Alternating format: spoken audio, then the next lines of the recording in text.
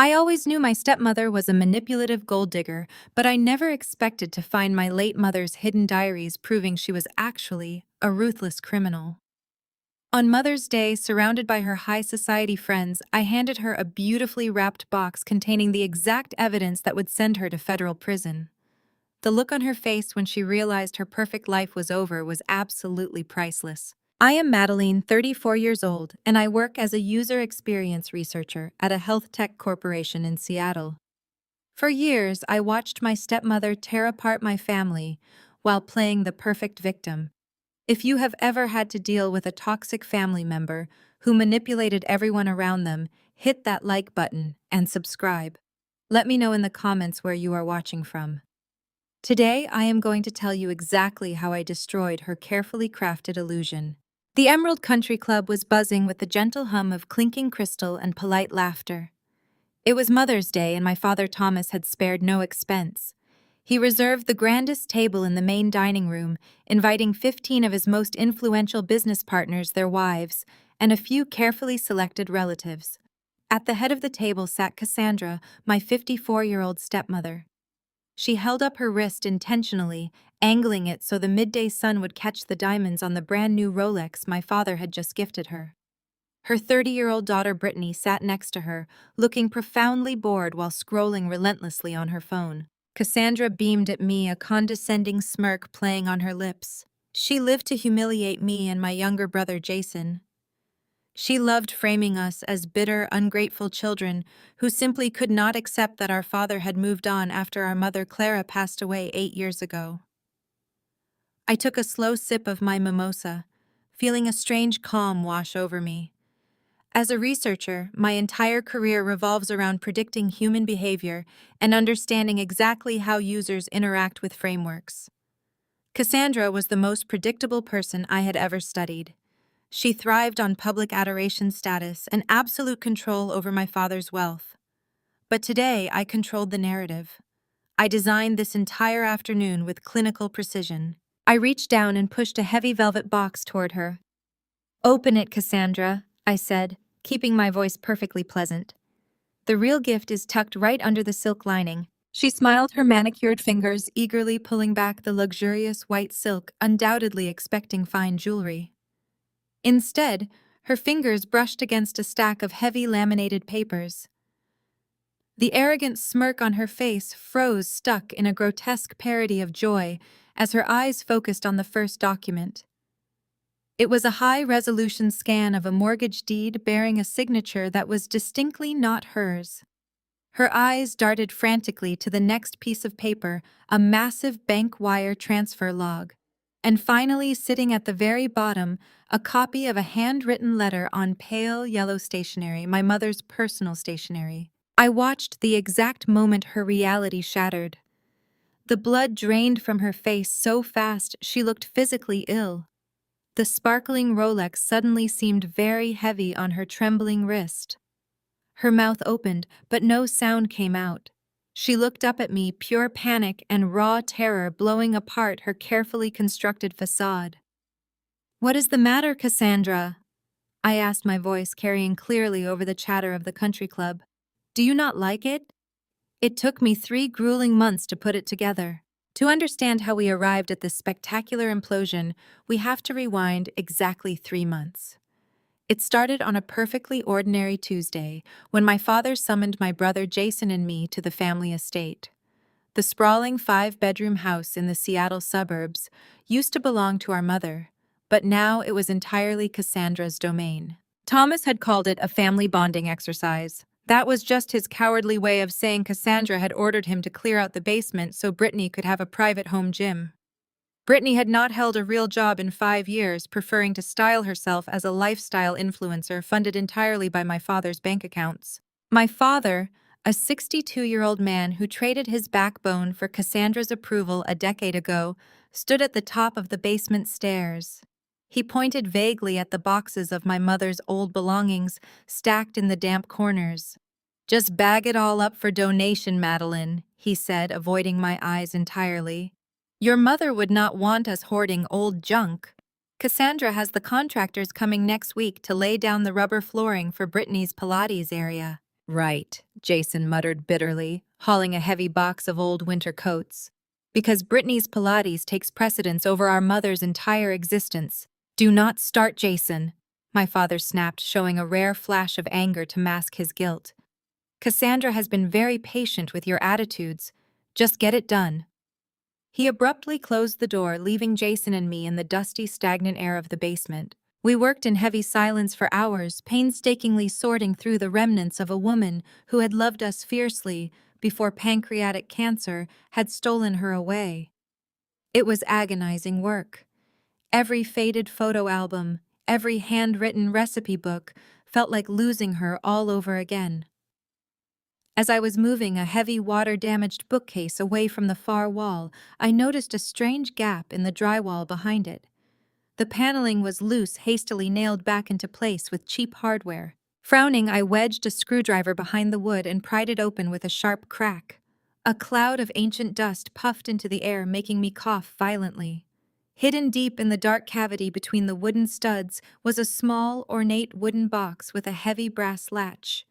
It was my mother's jewelry box, the exact one my father claimed had been tragically lost during her final transfer to the hospice facility. My heart hammered painfully against my ribs as I pulled it out into the dim light. Jason! I called out, my voice tight and trembling. You need to come look at this. Jason dropped a trash bag and hurried over, wiping his dirty hands on his jeans. We opened the brass latch together, holding our breath. There was no jewelry inside.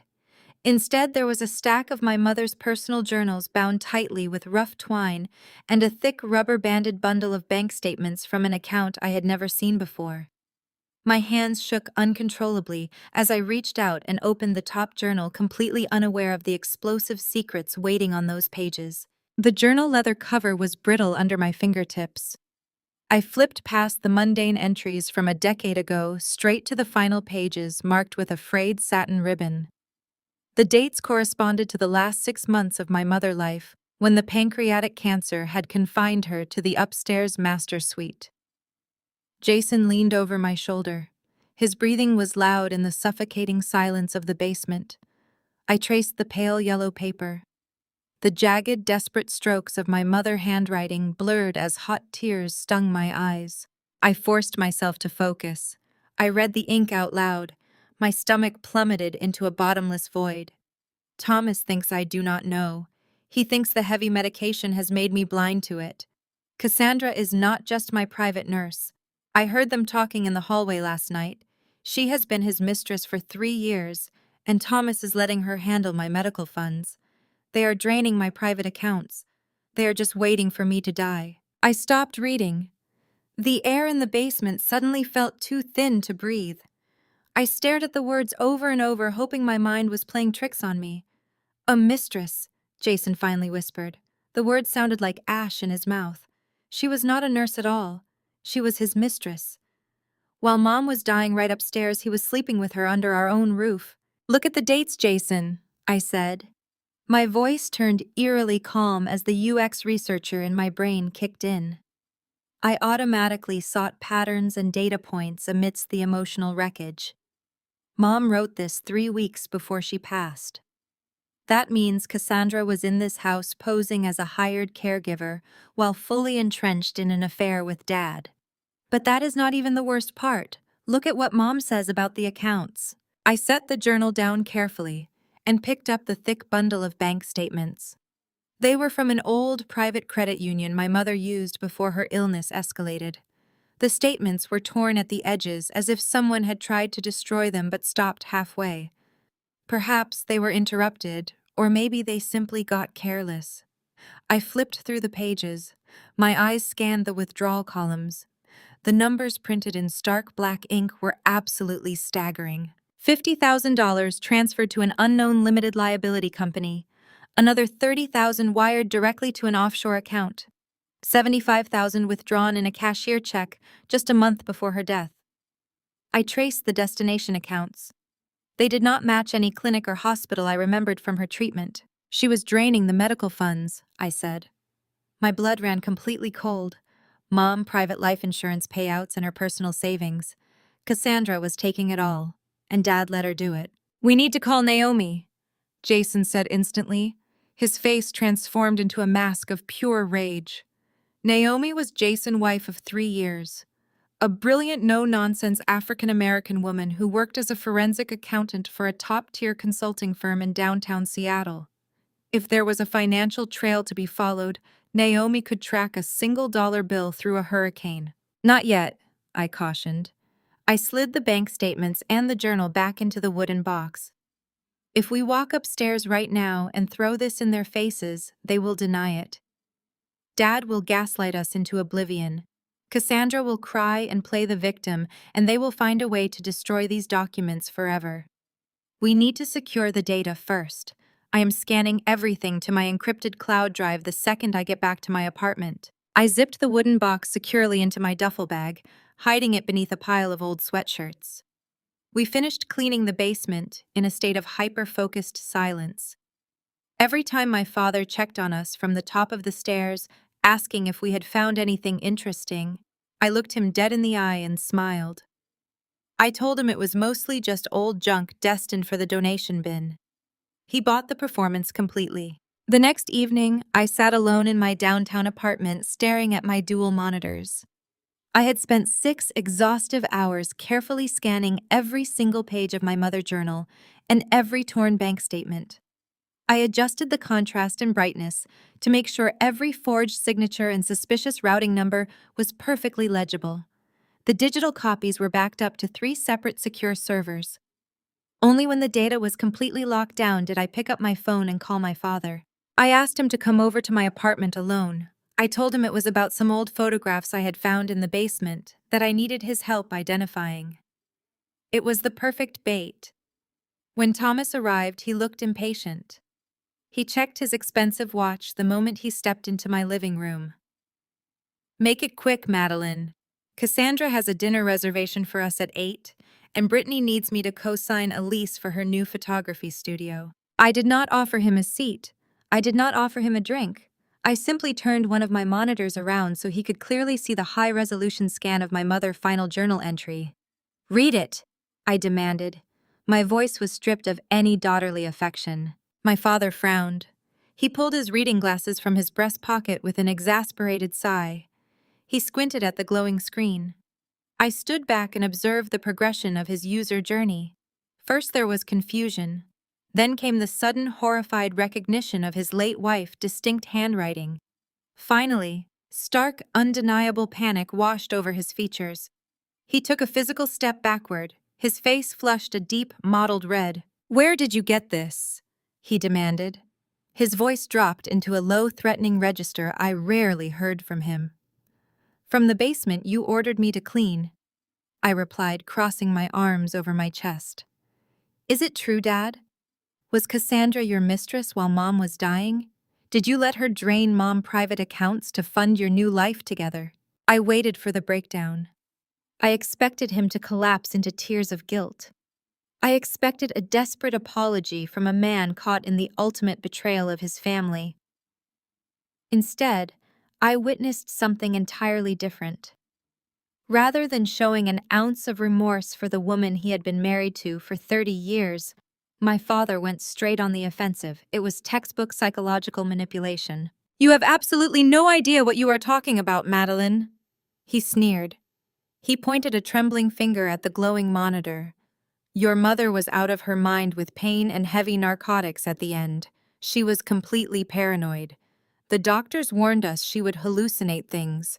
She saw enemies in every shadow. Cassandra was a godsend to this family. She was a dedicated professional who stayed by my side when you and your brother were too busy with your own lives to help care for her." I refused to let his revisionist history stand. I stepped forward, closing the physical distance between us. "She was a professional mistress, Dad," I shot back. I kept my voice steady and completely void of the hysterical emotion he clearly wanted to provoke. "Mom was not hallucinating the bank transfers. I have the statements right here. Hundreds of thousands of dollars vanished into shell companies while she was practically comatose. You stood by and watched your girlfriend drain her life savings. Those were legitimate medical expenses," Thomas shouted. His voice echoed off the high ceilings of my apartment. We paid for experimental treatments. We paid for round-the-clock private nursing care and specialized respiratory equipment. You are a deeply disturbed and ungrateful child, Madeline. You have always been insanely jealous of the happiness Cassandra brought into this empty house. You are trying to destroy my marriage because you are miserable and alone. I reached for a physical printout I had prepared earlier and slammed it down onto the glass coffee table. Experimental treatments do not get wired to offshore accounts in the Cayman Islands, Dad, I said sharply. Private nursing care does not require a $75,000 cashier check made out to a random real estate holding company. I looked at the dates. The largest withdrawals happened the exact week Mom was moved to hospice care. Her medical care was fully covered by her premium insurance policy. I know this because Jason and I reviewed those specific insurance claims 8 years ago. You let Cassandra loot the estate before the will could even be executed. My father stared at the printed spreadsheet on the coffee table. I could see his eyes darting across the highlighted transactions. His chest heaved with heavy, erratic breaths. He was a cornered animal. For a brief second, the facade cracked, and I saw the terrified, weak man underneath. He knew the truth. He had always known the truth. But acknowledging it meant admitting he had allowed his mistress to rob his dying wife. It meant accepting that his entire current life was funded by a grotesque betrayal. Before my father could formulate another pathetic excuse, the electronic lock on my apartment door clicked open. I had forgotten to engage the deadbolt after Thomas arrived. The heavy wooden door swung wide open and Cassandra walked in uninvited. Her designer heels clicked sharply against my hardwood floor. She was wearing a pristine white trench coat and carrying a luxury leather handbag that easily cost more than my first car. She must have tracked my father through his phone location services. Cassandra stopped in the entryway. Her sharp eyes immediately scanned the room. She took one look at the glowing dual monitors displaying my mother journal and then looked at my father's furious, sweating face. As an expert in manipulating social dynamics, she instantly assessed the threat level. I braced myself for a screaming match. I expected her to launch into a vicious tirade to threaten me or deny the allegations. Instead, she executed a masterclass in psychological warfare. She did not panic. She did not yell. Cassandra's eyes welled up with perfectly timed tears. "Oh, Thomas," she whimpered. Her voice broke with an expertly crafted fragility. She let her designer handbag drop to the floor and rushed across the room. She threw her arms around my father and leaned heavily against his chest, as if her legs could no longer support her. "Is she making up those awful stories again? The ones about me stealing?" My father immediately wrapped his arms around her shoulders, pulling her close. I watched in utter disgust as he stroked her highlighted blonde hair. "I tried so hard, Madeline." Cassandra sobbed, burying her face against my father-tailored suit jacket. "I sat by your mother bed for countless hours holding her hand while she screamed in agony. I bathed her. I fed her. I gave up years of my life to make sure she was comfortable. And this is how you repay me. You twist my dedication into something dirty and evil just because you cannot stand seeing your father happy." Her performance was nauseatingly flawless. She hit every required emotional trigger for a man who desperately needed to believe his own lies. She painted herself as the selfless martyr and framed me as the unhinged villain attacking their pure love. "I told you, honey." Cassandra sniffled, looking up at Thomas with wide, watery eyes. "Her grief has made her completely delusional. I warned you that she was fixating on the past. She needs serious psychiatric help, Thomas. She is not living in reality anymore." "Do not you dare stand in my home and call me delusional," I said, stepping toward them. My fists clenched tightly at my sides. "I have the financial records, Cassandra. I have the limited liability company registrations. You committed federal wire fraud." My father held up his hand, silencing me. His face contorted with a protective rage directed entirely at his own daughter. "I know, sweetheart," he whispered to Cassandra, kissing the top of her head. "I know she is unwell. We are leaving right now." Thomas glared at me as if I were a dangerous stranger who had broken into his home. "Until you get some professional help and apologize to my wife, do not ever contact us again, Madeline." I stood alone and dialed my brilliant sister-in-law Naomi asking for help. Naomi answered on the second ring. I quickly explained the confrontation, keeping my voice steady. I told her about the journal, the bank statements, and my father's blind allegiance to his new wife. Naomi listened quietly, absorbing the data. When I finished, she told me to lock my doors and prepare for retaliation. She warned me that a woman like Cassandra would not just wait around to be exposed. Naomi was absolutely right. Cassandra struck back less than 12 hours later, and her weapon of choice was total character assassination. The preemptive smear campaign began the very next morning. I woke up to my phone vibrating relentlessly. By 7 o'clock, I had 14 missed calls and dozens of text messages from various aunts, uncles, and family friends. I opened a message from my Aunt Patricia. The text was thick with condescending pity. "Madeline, your father told us about your breakdown last night. Please get help, honey. Grief does terrible things to the mind, but attacking Cassandra is not the answer." My stomach twisted. It made me feel physically sick. I opened another message from a family friend who had known my mother for decades. "Madeline, we are all praying for you. There is no shame in seeking psychiatric care. Your parents are incredibly worried about your severe hallucinations." I sat up in bed staring at the glowing screen. Cassandra had moved with terrifying speed. She had spent the entire night calling everyone in my father's social circle, playing the weeping stepmother. I could easily imagine her performance. She probably choked back fake tears as she spun a masterful web of lies, claiming I had lost my grip on reality. By framing me as mentally unstable, she was discrediting me. She knew that if I tried to show anyone the forged bank statements or the journal, they would dismiss it as paranoid delusions. Then came the second wave of the attack. My phone buzzed with an alert from Jason. He sent me a screenshot of an Instagram post. The post was from Brittany. She had uploaded a heavily filtered photo of herself and Cassandra looking somber. The caption beneath the photo was a masterpiece of toxic manipulation and victim blaming. "It is heartbreaking when the people you try to love turn out to be so deeply toxic," Brittany wrote online. "My mother sacrificed her entire youth caring for a terminally ill woman, pouring her heart and soul into a family that was not even hers. Now she is being targeted by a jealous, greedy stepdaughter who wants to destroy our peace just to grab a bigger slice of the inheritance. Mental illness is real, guys, but weaponizing it to extort your family is pure evil. Please send prayers for my parents right now." The comments section was a cesspool of outrage directed entirely at me. Strangers offered unwavering support to them both. They called me an entitled brat, a monster, and a gold digger. I threw my phone onto the bed and paced across my living room. The sheer audacity of the lie was suffocating. Cassandra had drained massive funds from a dying woman, and now her useless daughter was publicly calling me greedy. They were controlling the narrative, shaping public opinion before I could move. They wanted me to feel cornered. They wanted me to lash out emotionally, to post angry rebuttals or call my relatives screaming. If I reacted with anger, it would completely validate Cassandra's claim that I was unhinged and dangerous. I walked into my kitchen and poured a glass of cold water. I forced my breathing to slow down. I am a researcher.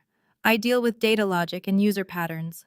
I knew exactly what they were trying to do, and I absolutely refused to play into their hands. I took a deep breath and made a conscious choice to embrace the silence. I walked back into my bedroom, picked up my phone, and turned off all notifications. I let the messages pile up in my inbox, serving as digital evidence of their coordinated harassment campaign. Every lie Cassandra told over the phone, every defamatory post Brittany published online, it was all just rope they were using to hang themselves. They thought they were building a fortress of public opinion to protect their crimes.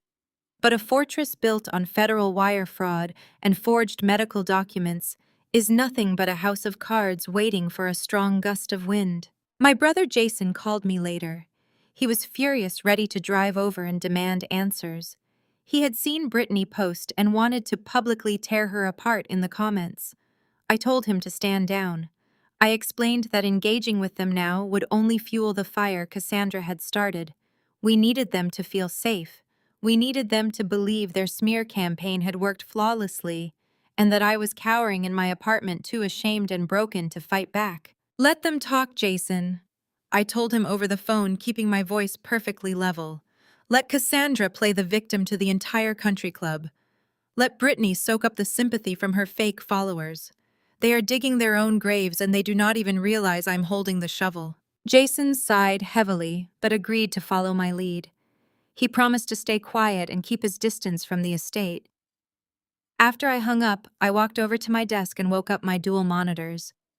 The scanned images of my mother journal and the torn bank statements illuminated the room. Cassandra thought she could erase my credibility by calling me crazy. She thought an Instagram post would protect her from stealing from a dying woman. I was not going to fight her publicly. I was going to fight her with forensic accounting and federal law. When the dust settled, there would be no filter to hide the truth. The following weeks tested the absolute limits of my sanity. The psychological toll of being painted as a deranged, greedy villain by your own father and stepmother is a heavy, suffocating blanket. I would wake up at 3 in the morning with my heart hammering against my ribs, soaked in a cold sweat. The silence in my apartment was deafening. My phone, once a source of connection to my extended family, had transformed into a radioactive object. I kept all notifications muted, but the red notification badges climbed into the hundreds. Relatives I had known my entire life, people who had celebrated my promotions, were now sending me links to local therapists and leaving scathing voicemails about my supposed betrayal. One afternoon, I made the mistake of checking my professional network online.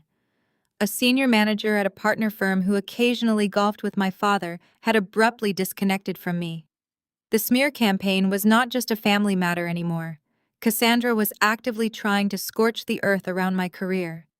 It took every ounce of my self-control to keep my hands away from the keyboard to resist the burning urge to publish the scanned bank statements for the world to see. Premature exposure would give them time to hide the assets.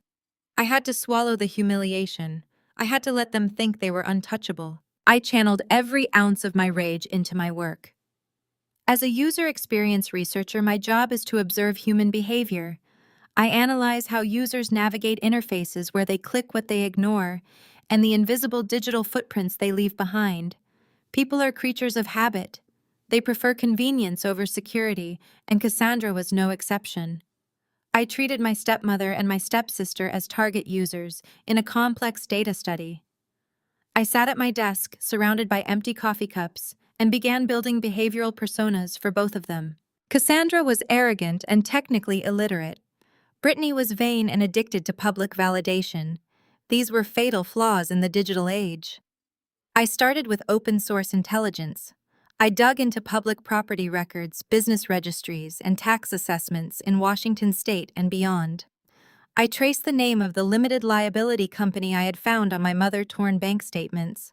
The entity was registered to a registered agent service in Delaware, a classic move to hide ownership. But Cassandra was not a criminal mastermind. She was a suburban housewife playing a dangerous game. I knew she would never pay a premium for high-level digital security. I began mapping her digital journey. I searched local public records for any notary public who had signed off on real estate transactions involving my father properties during the time frame of my mother's death. I cross-referenced those dates with the withdrawal dates on the bank statements. A distinct pattern emerged. Every time a massive sum of money was moved out of my mother's private accounts, Cassandra had authorized a new transaction under a completely different shell company. Then I turned my attention to Brittany. If Cassandra was the architect, Brittany was the leaking roof. I ran a comprehensive scrape of Brittany's social media accounts going back exactly 8 years.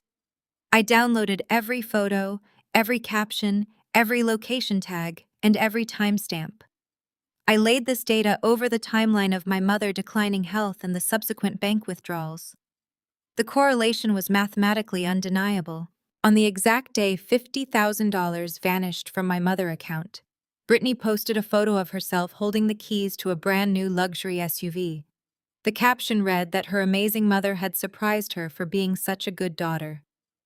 3 weeks later, when another $30,000 was wired to an offshore account, Brittany suddenly embarked on a month-long luxury vacation to Europe. She tagged her locations at 5-star hotels in Paris and Milan. I cross-referenced the cost of those hotels with the missing funds. The numbers matched the withdrawals with chilling precision. They had not just stolen the money to hoard it, they had flaunted it.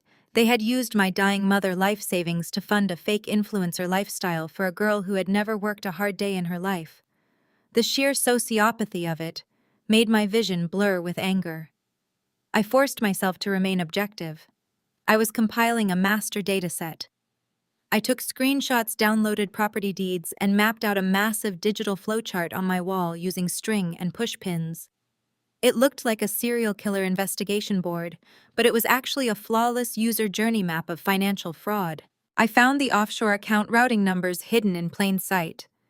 Cassandra had used her own maiden name mixed with my father's birth year for one of the shell company registration emails. It was a lazy, unoriginal password formula. Using basic search techniques, I found that the email address had been used to register a private mailbox just 2 towns over from our family estate. The physical address attached to that mailbox matched the destination address on a $75,000 cashier check. I had them. I had the entire flow of stolen assets mapped out from the moment it left my mother account to the exact second it was spent on designer bags and European vacations. The emotional toll of uncovering these details was brutal. I spent my evenings crying out of pure frustration, mourning the mother who had been robbed while she lay dying. I grieved the father who had allowed it to happen, who had prioritized his mistress over his wife and children. The tears eventually dried up, leaving nothing but cold, calculated resolve. The public humiliation they were putting me through right now was temporary. The social media posts calling me crazy, the relatives looking at me with pity, the whispers at the country club, none of it mattered. I was building an inescapable trap. Every digital footprint I gathered, every timestamp I verified, was another nail in their coffin. I compiled the evidence into a secure, encrypted dossier. The data was raw, irrefutable, and completely devastating. They thought they had successfully isolated me. They thought my silence was proof of my defeat. They had no idea that I was simply waiting for the perfect moment to execute the final phase of the user experience I had designed specifically for their destruction. I closed my laptop, rubbed my tired eyes, and prepared to hand the entire dataset over to the only person who could turn my digital footprints into federal indictments. I grabbed my encrypted flash drive and slipped it into the inner pocket of my heavy winter coat. The air outside was unseasonably cold for Seattle, bringing a biting wind that matched the chill settling deep into my bones. I locked my apartment door behind me, double-checking the brass deadbolt out of pure paranoia. I had scheduled an emergency meeting with Naomi at a highly secure upscale coffee shop downtown. It was a place loud enough to mask our private conversation, but secluded enough in the corner booths to review the financial dossiers without prying eyes. The meeting with Naomi lasted exactly 3 grueling hours. She sat across from me nursing a black coffee while her sharp eyes darted across the data points illuminated on my tablet. As a top-tier forensic accountant, Naomi possessed a clinical detachment that I desperately needed right now. She did not gasp in shock or cry over the betrayal. She simply nodded, her brilliant mind processing the shell companies, the offshore routing numbers, and the undeniable mathematical correlation between Brittany's lavish European vacations and my mother's completely drained medical accounts. When we finally finished reviewing the timeline, Naomi took the flash drive, slipped it securely into her designer purse, and promised she would begin building the official fraud package for federal review by morning. I left the coffee shop feeling an immense weight lift off my shoulders. The gears of justice were finally turning in my favor. But that brief, comforting moment of relief vanished into thin air the second I stepped off the elevator on my floor later that evening. The hallway was incredibly quiet, but something felt immediately and violently wrong. As I approached my apartment, I noticed the heavy wooden door was resting slightly ajar. The solid brass deadbolt I had meticulously locked just hours earlier was destroyed, the doorframe violently splintered and cracked around the metal strike plate. My pulse spiked instantly. The primal instinct of fight or flight flooded my nervous system, making my hands shake. I pushed the door open with the toe of my leather boot, my heart hammering a frantic, terrifying rhythm against my ribs. The scene inside my apartment was a masterful display of targeted destruction. This was not a random neighborhood burglary. My expensive flat-screen television was still mounted perfectly on the living room wall. My premium surround sound system sat completely untouched on the wooden entertainment center. Even my expensive jewelry box resting on the bedroom dresser was undisturbed. Instead, the intruder had focused entirely and ruthlessly on my home office and my personal storage spaces. The drawers of my modern desk had been yanked out and violently upended, scattering highlighters, charging cables, and mundane utility bills across the hardwood floor. The heavy metal filing cabinet where I kept my tax returns and old apartment leases was brutally pried open, its contents shredded and tossed aside like worthless garbage. I stepped carefully over the debris, my boots crunching loudly on broken plastic and scattered paper. I moved straight toward my bedroom closet, ignoring the chaos around me. The closet door hung precariously off its hinges. My clothes were thrown haphazardly onto the mattress, but I ignored the mess entirely. I dropped heavily to my knees and reached for the bottom shelf where I had deliberately hidden the thick canvas duffel bag containing my mother's salvaged belongings. The bag was still there, but it had been sliced wide open down the middle with a sharply serrated blade. I plunged my hands into the torn fabric, frantically searching through the old winter sweatshirts and folded sweaters. My fingers grasped at nothing but empty air and loose cotton threads. The wooden jewelry box was gone. My mother's handwritten journals, the torn credit union bank statements, the physical evidence of Cassandra's ruthless betrayal. All of it had been expertly stolen. For a fraction of a second, a wave of pure, agonizing grief hit me like a physical blow to the chest. Those journals were the very last physical connection I had to my mother. Her shaky handwriting, the distinct smell of the aged paper, the desperate final words she had penned before her failing body gave out entirely. They had taken her away from me all over again. I slumped against the closet wall, my breath catching painfully in my throat as the sheer violation of the break-in settled over my shoulders. Then my cell phone buzzed loudly in my pocket. The harsh vibration pulled me sharply out of my momentary despair. I pulled the device out and stared at the glowing screen. I had a new text message. It was from Cassandra.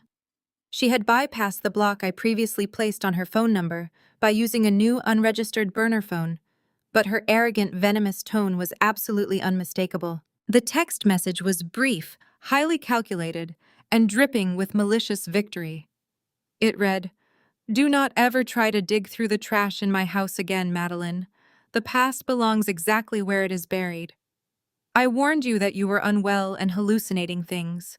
Now you have absolutely zero proof of your little conspiracy theories. You are completely empty-handed. Stop embarrassing your father and move on before you end up with nothing at all." I read the text message twice. The adrenaline pumping through my veins suddenly cooled, hardening into a block of solid, unbreakable ice. Cassandra actually thought she had won the war. She had orchestrated a brazen break-in at my apartment, violating my personal sanctuary solely to steal the physical evidence of her massive financial crimes. She genuinely believed that without the original wooden box and the physical bank statements, I was effectively neutralized and silenced. She thought my entire investigation was dead in the water. She had absolutely no idea who she was dealing with. I did not panic. I did not call the local police to report a residential burglary. Reporting the break-in would only tip them off that I was heavily escalating the situation. I needed Cassandra to feel completely secure in her perceived victory. I needed her to believe that her aggressive, thuggish intimidation tactics had successfully terrified me into total submission. A slow, cold smile spread across my face as I stood up from the floor of my wrecked closet. I brushed the drywall dust off my jeans. I looked at the chaotic mess of my home office, the scattered papers, and the empty slashed duffel bag. Cassandra had stolen mirror paper. She had stolen rotting wood and fading ink. She was operating in the 20th century, acting like a common thief in a cheap television drama. She fundamentally failed to understand that physical evidence was obsolete. Every single page of those journals, every torn edge of those bank statements, and every hidden routing number had been meticulously scanned, digitally enhanced, and completely verified. The raw data was currently sitting on an encrypted flash drive in the possession of an elite forensic accountant. It was simultaneously backed up on 3 separate secure cloud servers.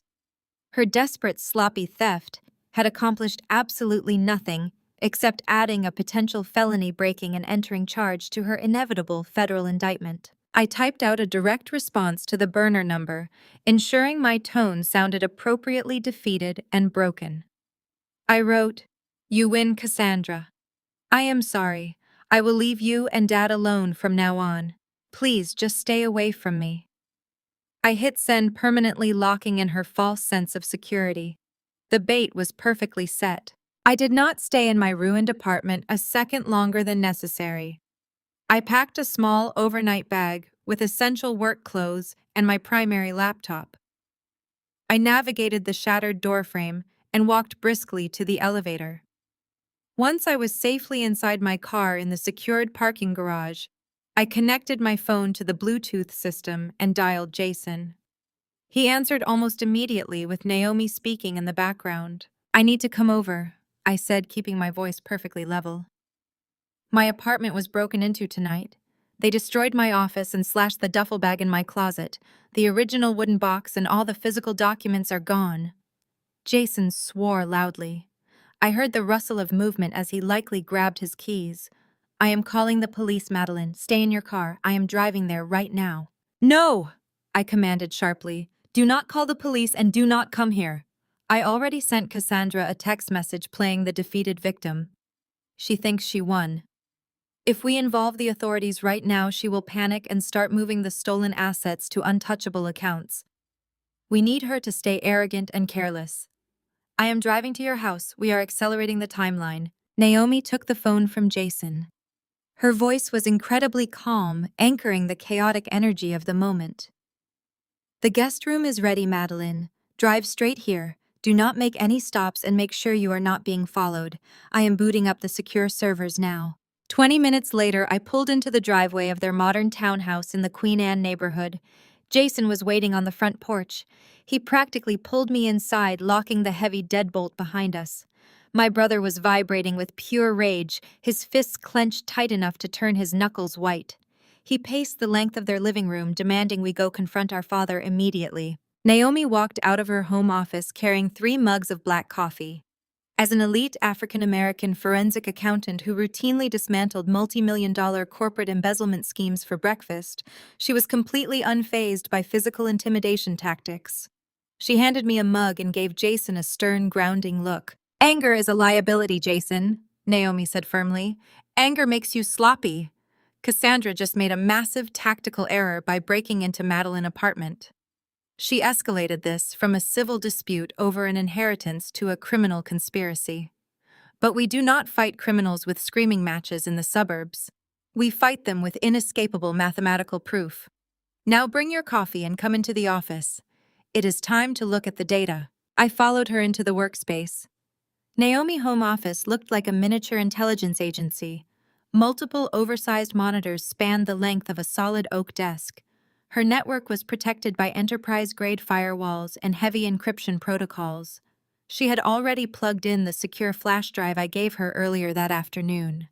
The scanned pages of my mother's handwritten journals and the torn bank statements were organized into neat digital folders on the main screen. "Sit," Naomi instructed, pointing to the leather chairs opposite her desk.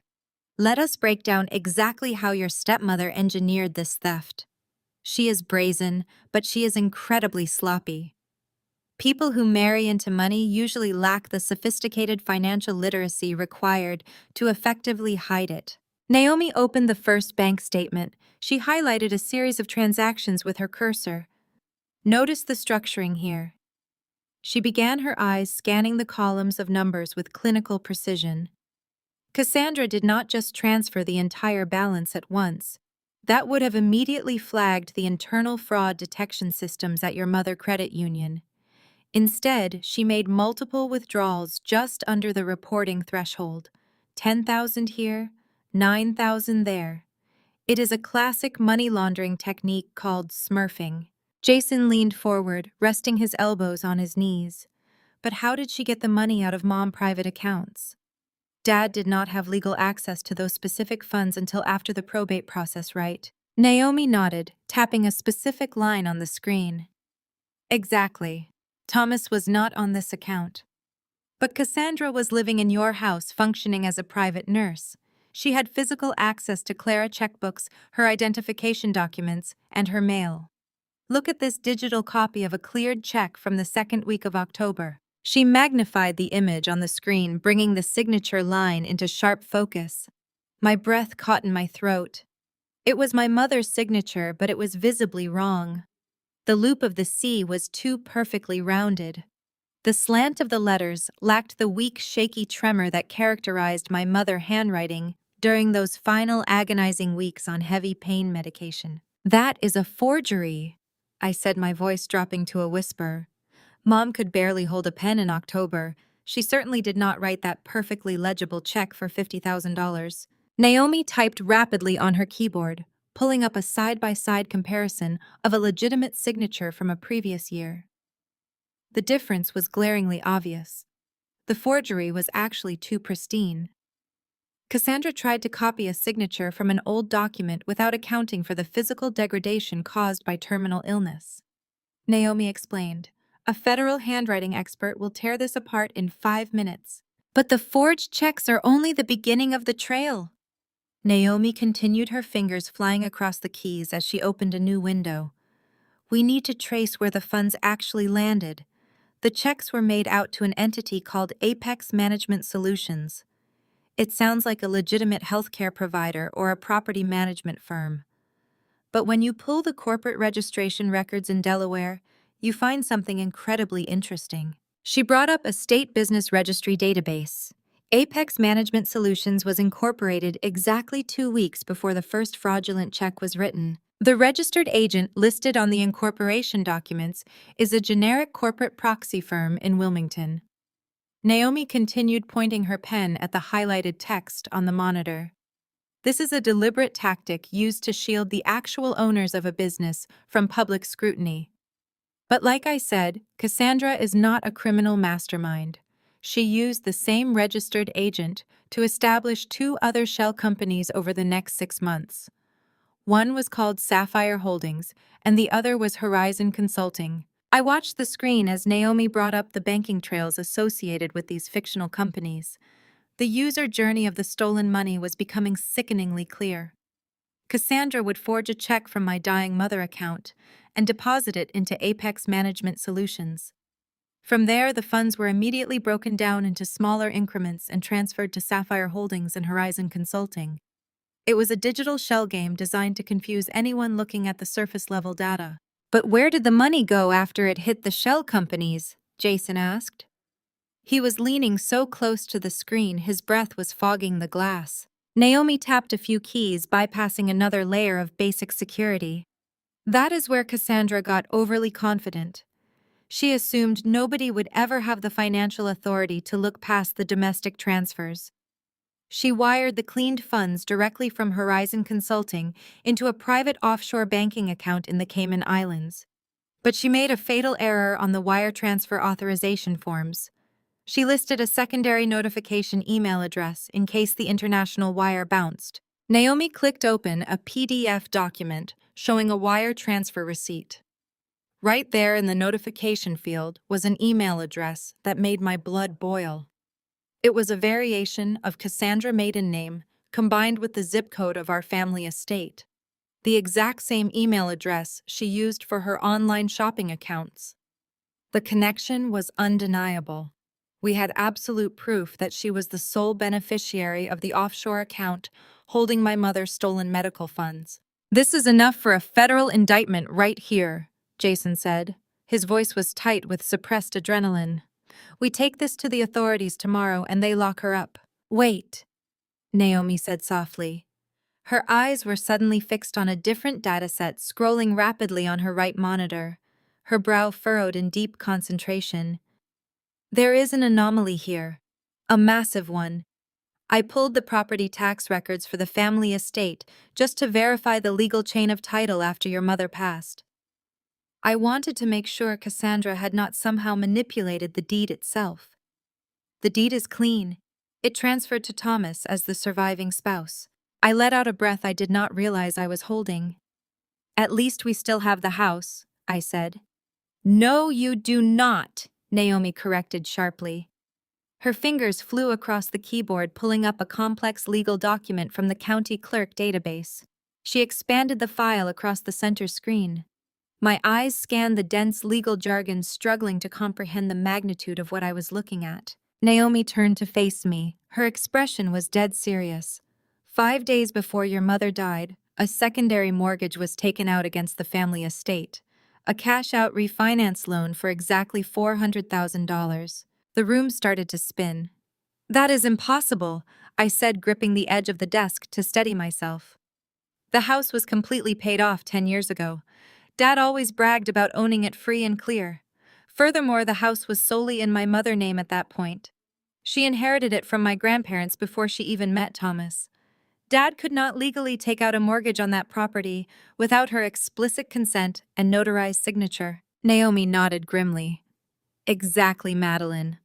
The property was solely in Clara's name. Thomas had no legal authority to leverage the house. And Clara was entirely bedridden, pumped full of palliative narcotics, and physically incapable of attending a real estate closing during the last week of her life. Yet this document exists. She zoomed in on the final page of the mortgage contract. At the bottom of the page, sitting right next to a fraudulent notary stamp, was my mother's signature. It was the exact same pristine, perfectly rounded forgery we had seen on the stolen checks. Cassandra had not just drained the cash from the bank accounts. She had ruthlessly hollowed out the equity of the house my mother grew up in. She had stolen $400,000 in a single devastating blow. Jason backed away from the desk, running his hands over his face. He let out a harsh, bitter laugh. $400,000, he repeated. Where did that money go, Naomi? Please do not tell me it went to the Caymans too. Naomi traced the loan disbursement details. The bank wired the lump sum directly into a joint account held by Thomas and Clara. But the money did not stay there for more than 48 hours. It was immediately routed into the Apex Management Shell Company. And from there it vanished into the offshore accounts right alongside the medical funds. Cassandra orchestrated a $500,000 heist right under your father's nose while he was busy playing the devoted husband downstairs. Or Dad knew about it and helped her do it. Jason shot back. He is a coward, Madeline. He would absolutely look the other way if it meant he got to keep his new life funded. I stared at the forged signature on the screen. The sheer scale of the sociopathy was breathtaking. Cassandra had orchestrated this massive mortgage fraud knowing my mother was days away from death. She knew that once Clara passed, the estate would transition to Thomas, who would be too blinded by her manipulation or too complicit in her crimes to ever question the missing equity. She had literally stolen the roof over our heads to fund her luxury lifestyle. I felt a cold, calculating calm wash over me. The grief was gone, completely burned away by the sheer magnitude of the betrayal. This was no longer just about exposing a mistress. This was about dismantling a criminal enterprise. Cassandra thought she had secured her future by plundering my mother's past. She thought she was untouchable because she had successfully fooled a weak man and intimidated a grieving daughter. Print everything, Naomi, I commanded. My voice was steady and completely devoid of emotion. Print the wire transfers, the shell company registrations, the forged checks, and the fraudulent mortgage deed. We are building a financial guillotine, and Cassandra is going to gladly put her own head inside it. Naomi nodded, a fierce spark of determination in her eyes. I will have the entire dossier compiled and verified by morning. The paper trail is flawless, Madeline. The FBI Financial Crimes Division will salivate over this data. Let them salivate, I said, turning away from the monitors. But they do not get the file yet. Cassandra still thinks she holds all the cards. If we drop this now, she might have time to scramble or flee. I need her to feel incredibly comfortable. I need her to feel like she has utterly defeated me. We have to set the perfect trap. I walked over to the large whiteboard hanging on the opposite wall of Naomi's office. I picked up a black dry erase marker and began sketching out the user journey of our retaliation. I drew a box representing the $400,000 mortgage fraud, linking it directly to the offshore accounts.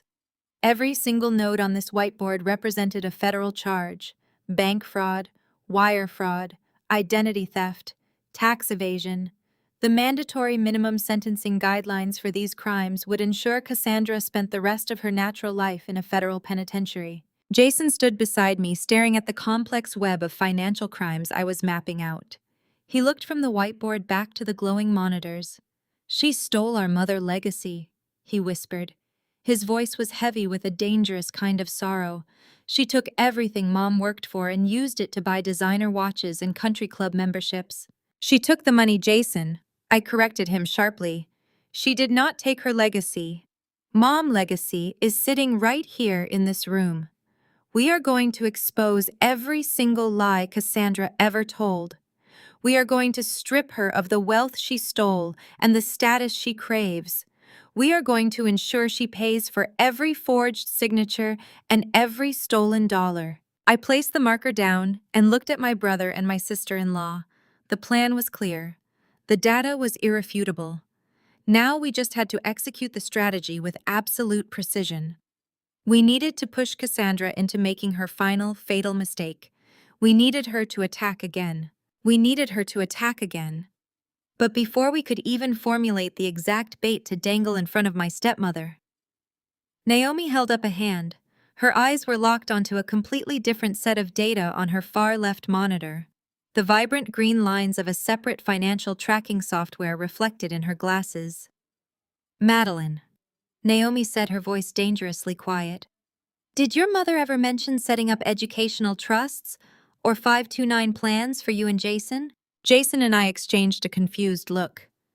"Yes," I replied, stepping back toward the desk. "Mom was obsessed with our education. She started funding those accounts when we were in middle school. She always told us that no matter what happened, our college tuition and early career safety nets were entirely covered. When she passed away, Dad told us the massive medical bills had eaten into those specific accounts. He claimed there was barely anything left to disperse. We ended up taking out massive federal student loans to cover the rest of our degrees." Naomi shook her head slowly. Her fingers flew across the keyboard, pulling up a new batch of domestic transfer logs. "Your father lied to you. Clara never touched those educational funds for her medical care. The accounts were fully matured and completely untouched on the day she died. They contained over $250,000. Jason leaned heavily against the back of Naomi's leather chair. "Then where did the money go?" he asked. His voice was thick with a new layer of dread.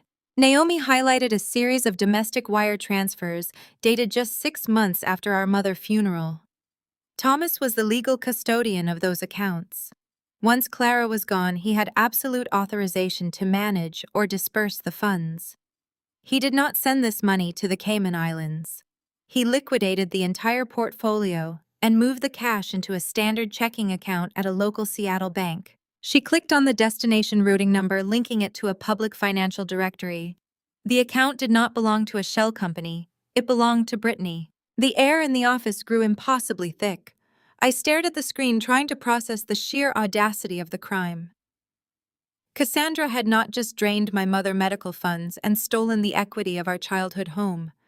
She had convinced my father to hand over the money my mother had painstakingly saved for our education and handed it directly to her spoiled, entitled daughter. Naomi cross-referenced the bank account with the social media scraping data I had compiled earlier. The timeline aligned with sickening perfection. Brittany's timeline of luxury purchases spiked exponentially the exact same week the college funds were deposited into her private account. "Let us look at how Brittany funded her sudden career as a lifestyle influencer," Naomi said, her tone laced with absolute disgust.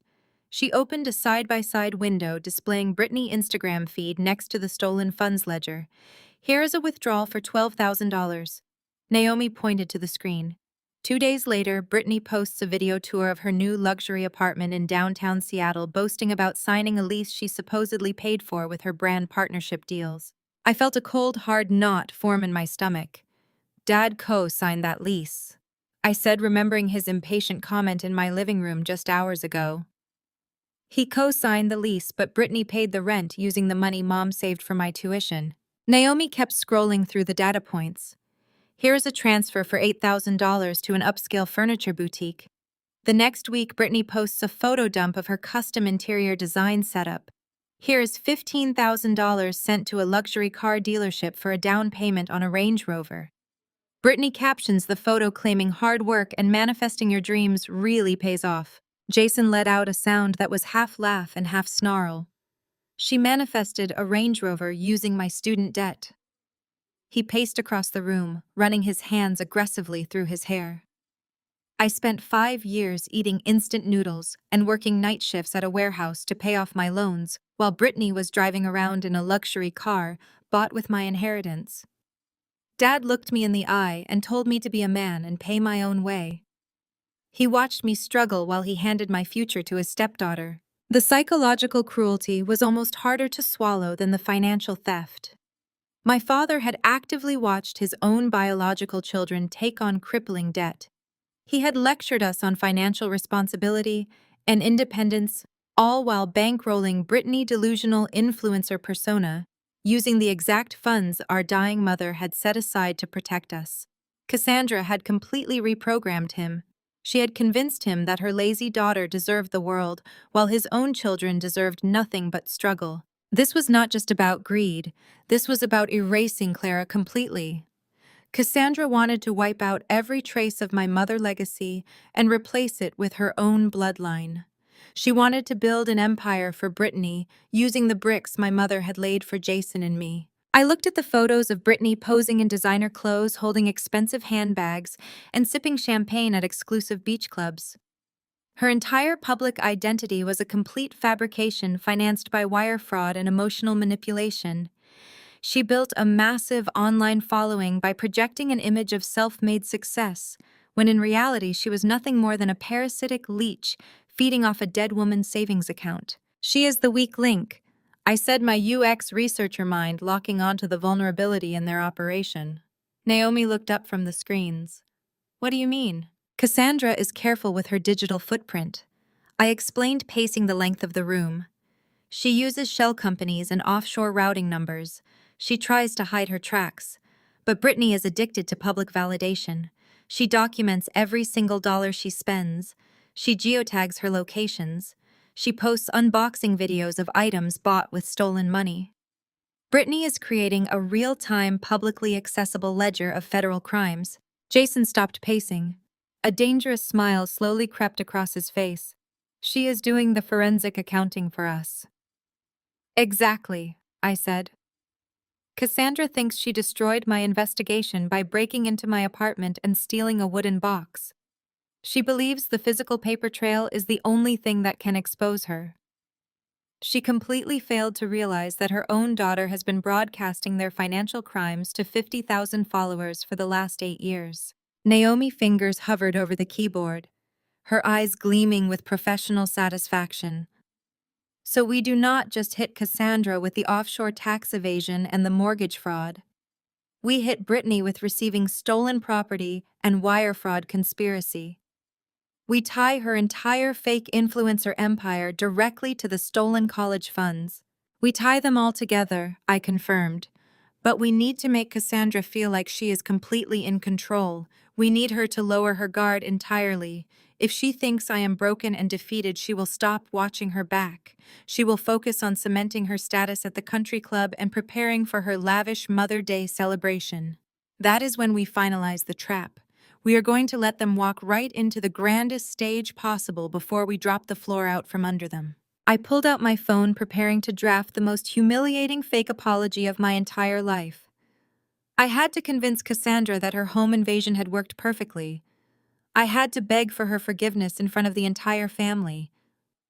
It was time to play my part in the user journey. I pulled out my phone and drafted the text message. I carefully selected words that portrayed me as broken, exhausted, and desperately seeking familial approval.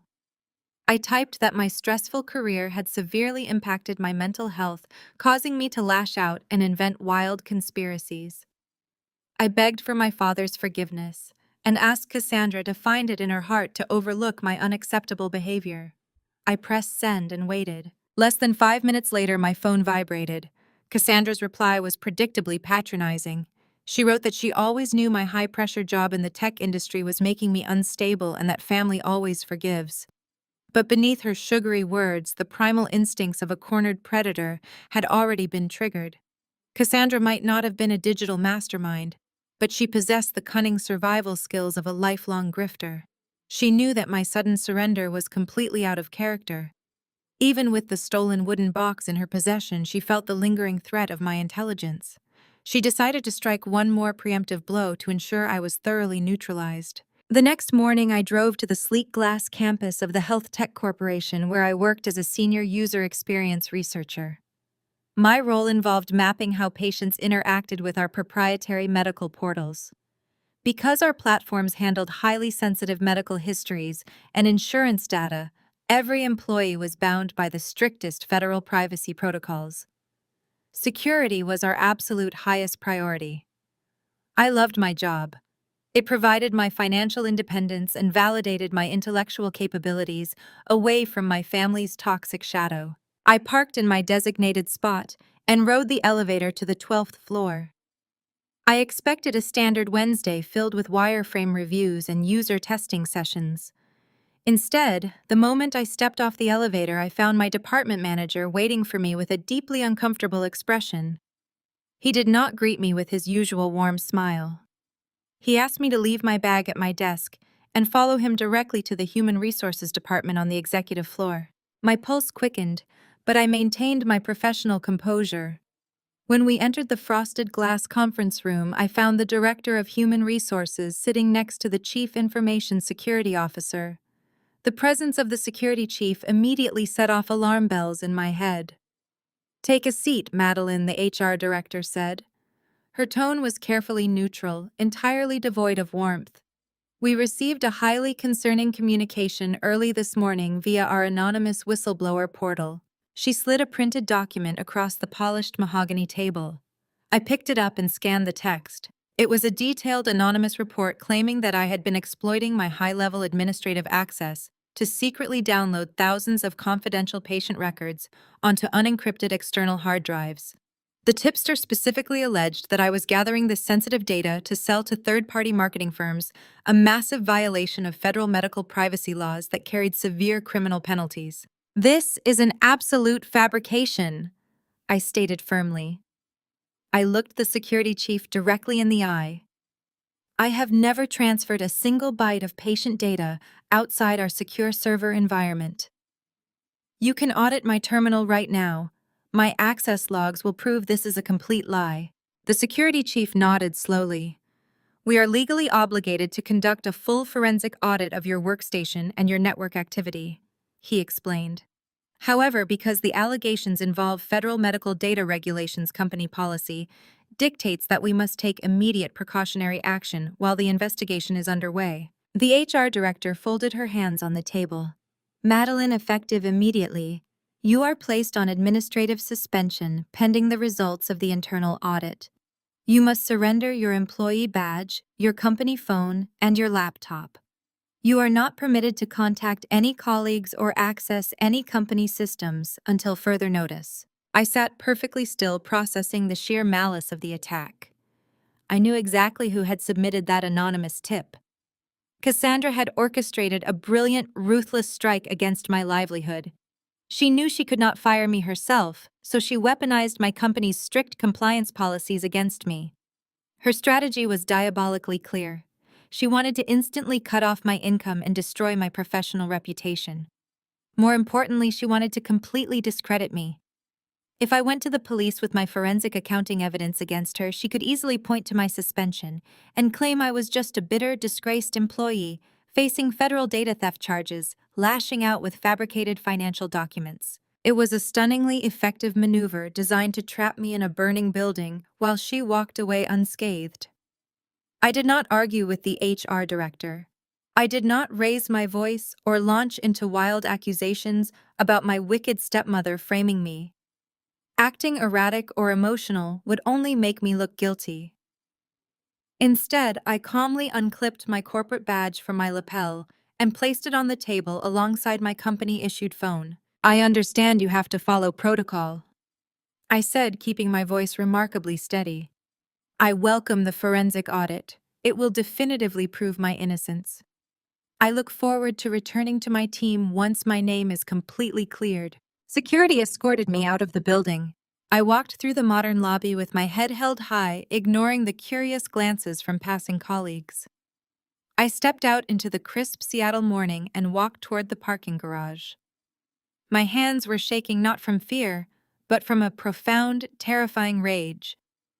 Cassandra had just escalated our Cold War into a fully armed conflict.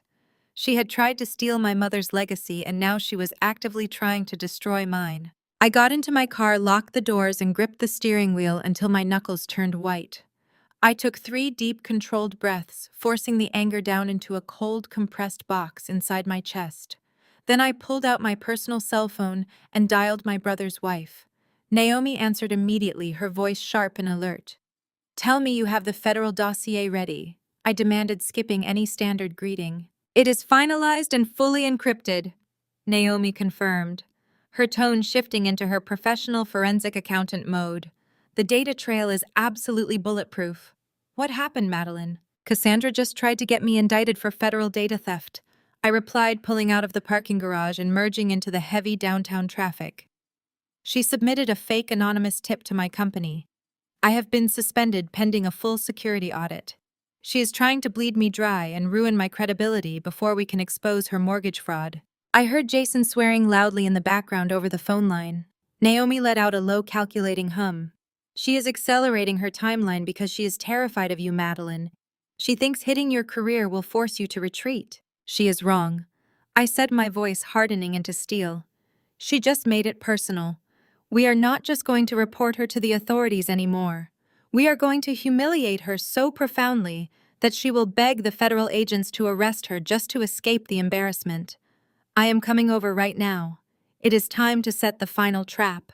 I pulled into Jason and Naomi's driveway. My heart was no longer racing. The initial shock of the suspension had completely evaporated, replaced by a hyper-focused clarity.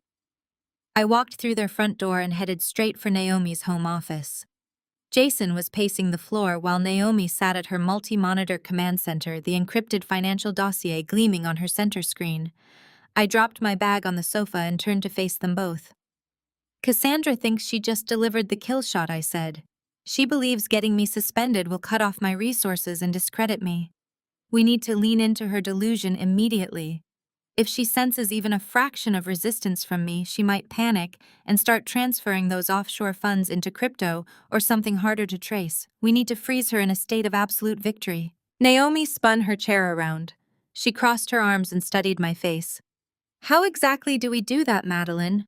Cassandra is paranoid and vicious. She will be waiting for your counterattack." "That is exactly why I'm not going to attack," I replied.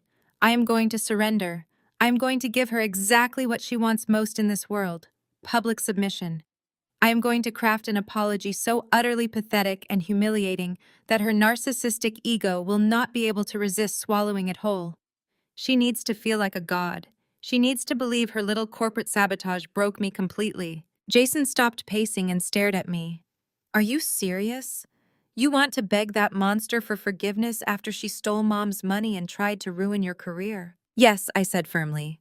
I pulled my phone out of my pocket and unlocked the screen. In user experience research, we call this the path of least resistance. You guide the user exactly where they want to go so they never realize they are walking into a confined framework. Cassandra wants me defeated. I will give her the best performance of a defeated daughter she has ever seen.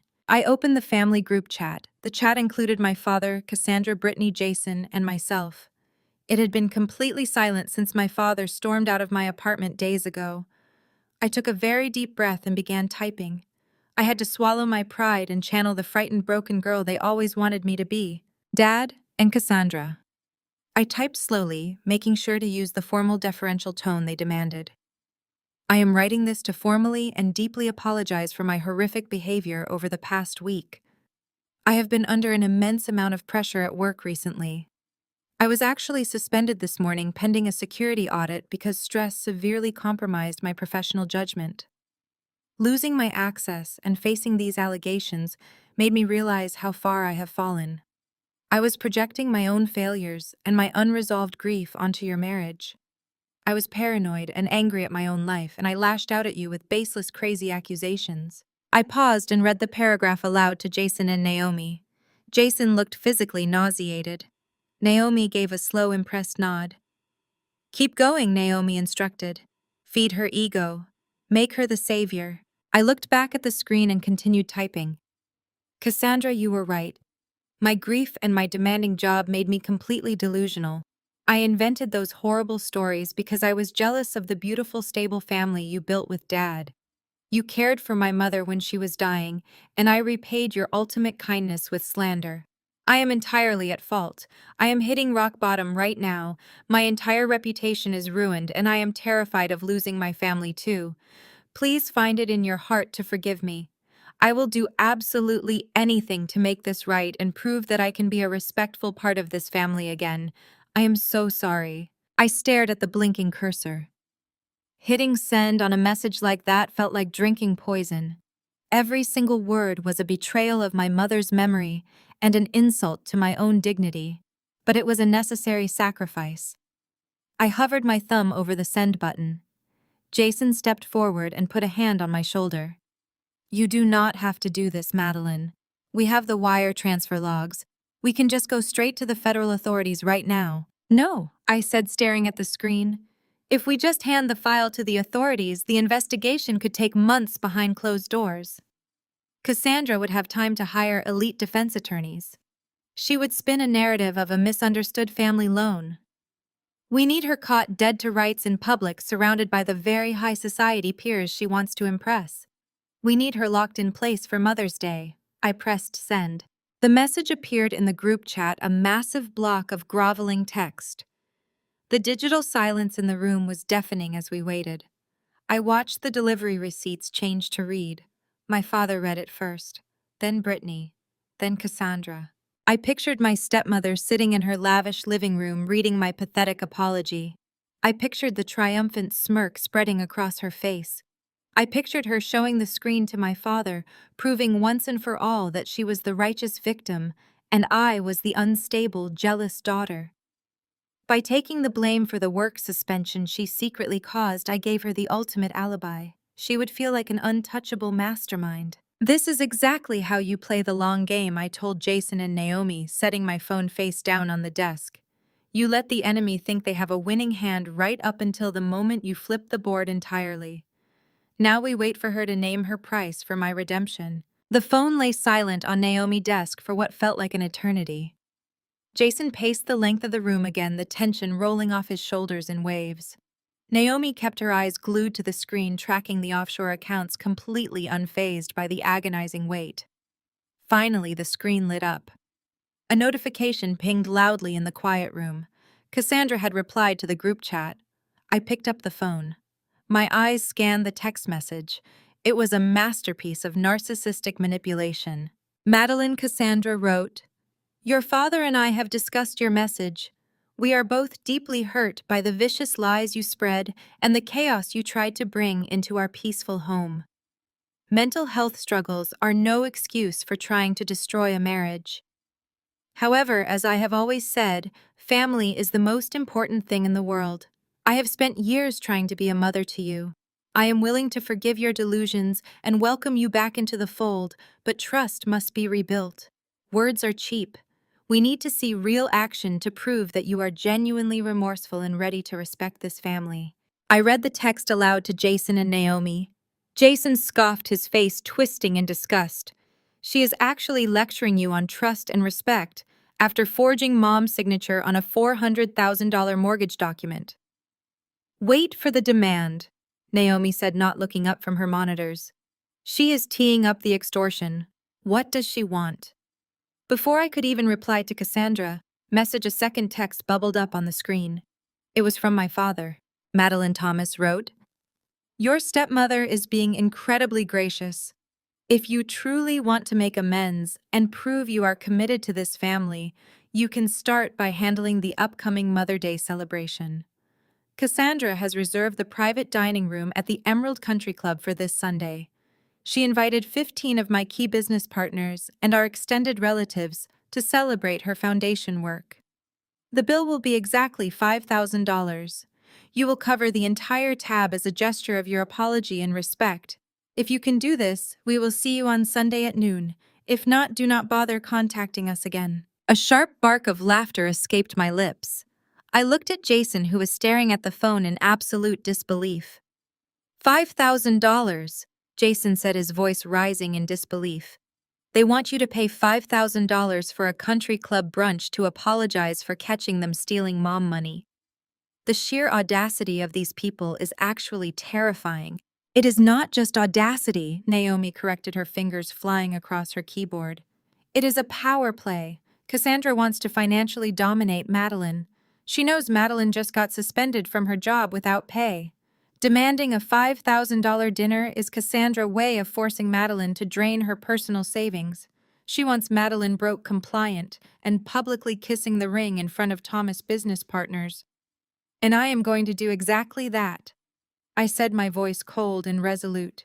I typed a rapid response into the group chat, laying the desperation on as thick as possible. Thank you so much, Dad and Cassandra. I typed, I do not deserve your forgiveness, but I gladly accept. I will head to the Emerald Country Club right now to settle the entire bill and finalize the menu. I promise Sunday will be a Mother Day you will never forget. Cassandra reacted to the message with a simple red heart emoji, the ultimate sign of a victorious narcissist. I grabbed my coat and my purse. I need to go to the club and swipe my card in person, I told them. If I just do it over the phone, Cassandra might try to call the events coordinator and retain control of the booking. By paying the invoice in full and acting as the official financial host of the event, I secure the legal right to control the venue. I need to make sure the private dining room is fully accessible for when the federal agents arrive. Drive carefully. Naomi said, her eyes locked on a new spreadsheet of wire transfers. I will have the final financial fraud dossier packaged and ready for the authorities by the time you get back. The drive to the Emerald Country Club took 30 minutes. The club was a sprawling estate of manicured green lawns, massive stone pillars, and valet parking. It was the exact kind of pretentious, exclusionary environment that Cassandra thrived in. I parked my car and walked into the grand lobby, my boots clicking against the imported marble floors. I approached the front desk and asked to speak with the private events coordinator. A polished woman in a crisp suit appeared a few minutes later. She smiled politely. How can I help you today? I am Madeline Thomas' daughter. I explained, maintaining a bright, cheerful demeanor. My father and my stepmother, Cassandra, have a reservation for the private dining room this Sunday for Mother Day. I am here to settle the entire invoice in advance as a surprise for them. I want to take care of everything. The coordinator's smile widened into something much more genuine. Oh, that is incredibly generous of you, Madeline. Let me pull up the file. She typed on her tablet for a moment. Yes, here it is. A private brunch for 20 guests, including premium champagne service and a custom floral arrangement. The total comes to $5,250. Perfect, I said, pulling my heavy metal credit card from my wallet and handing it to her. Please charge the full amount. And since I am paying, I would like to be listed as the primary host on the account. I want to make sure there are no issues with guest access or security clearances on Sunday. We might have some unexpected VIPs arriving, and I want to ensure they are let right into the dining room without any hassle at the front gate. Of course, the coordinator said smoothly, running my card through the machine.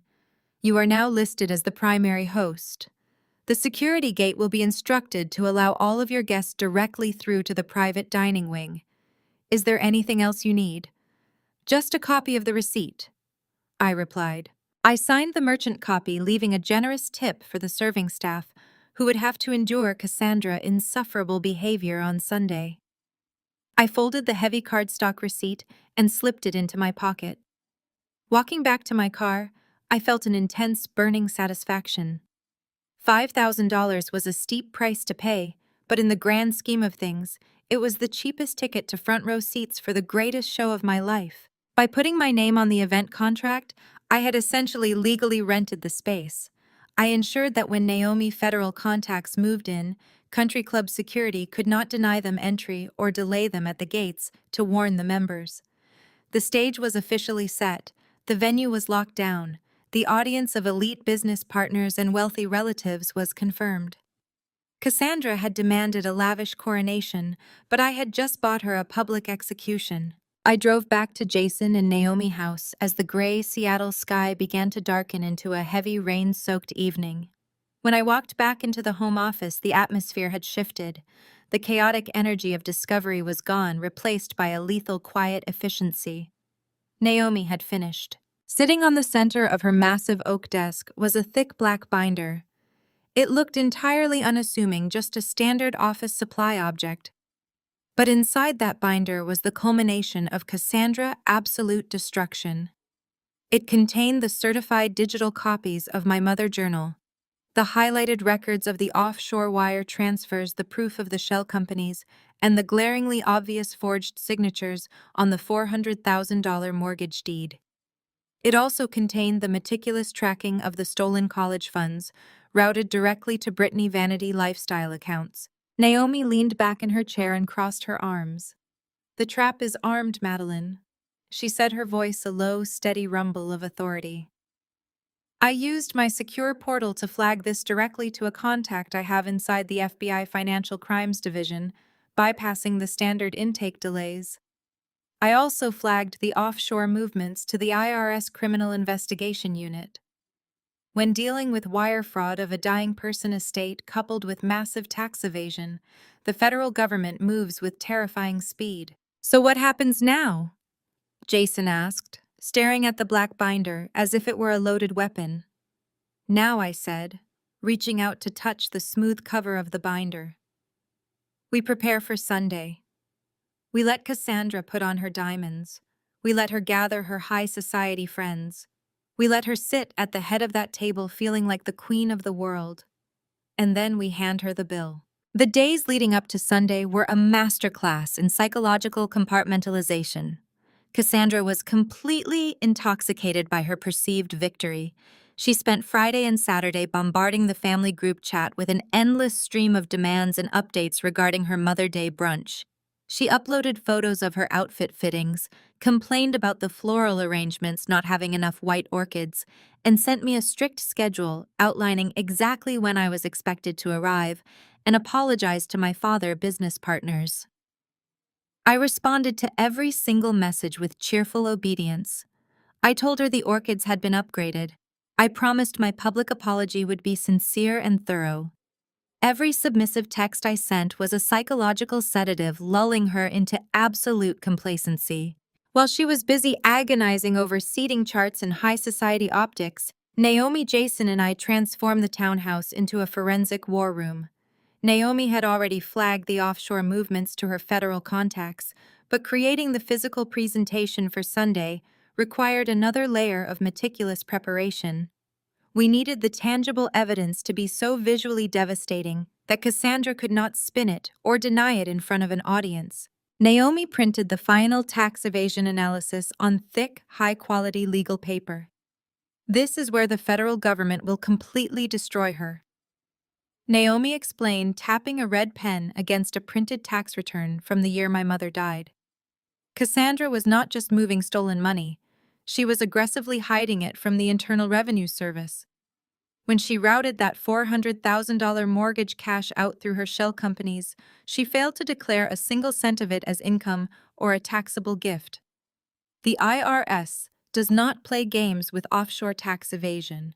They will freeze every domestic account tied to her Social Security number the moment they process this specific file. Jason stood by the printer collecting the warm sheets of paper.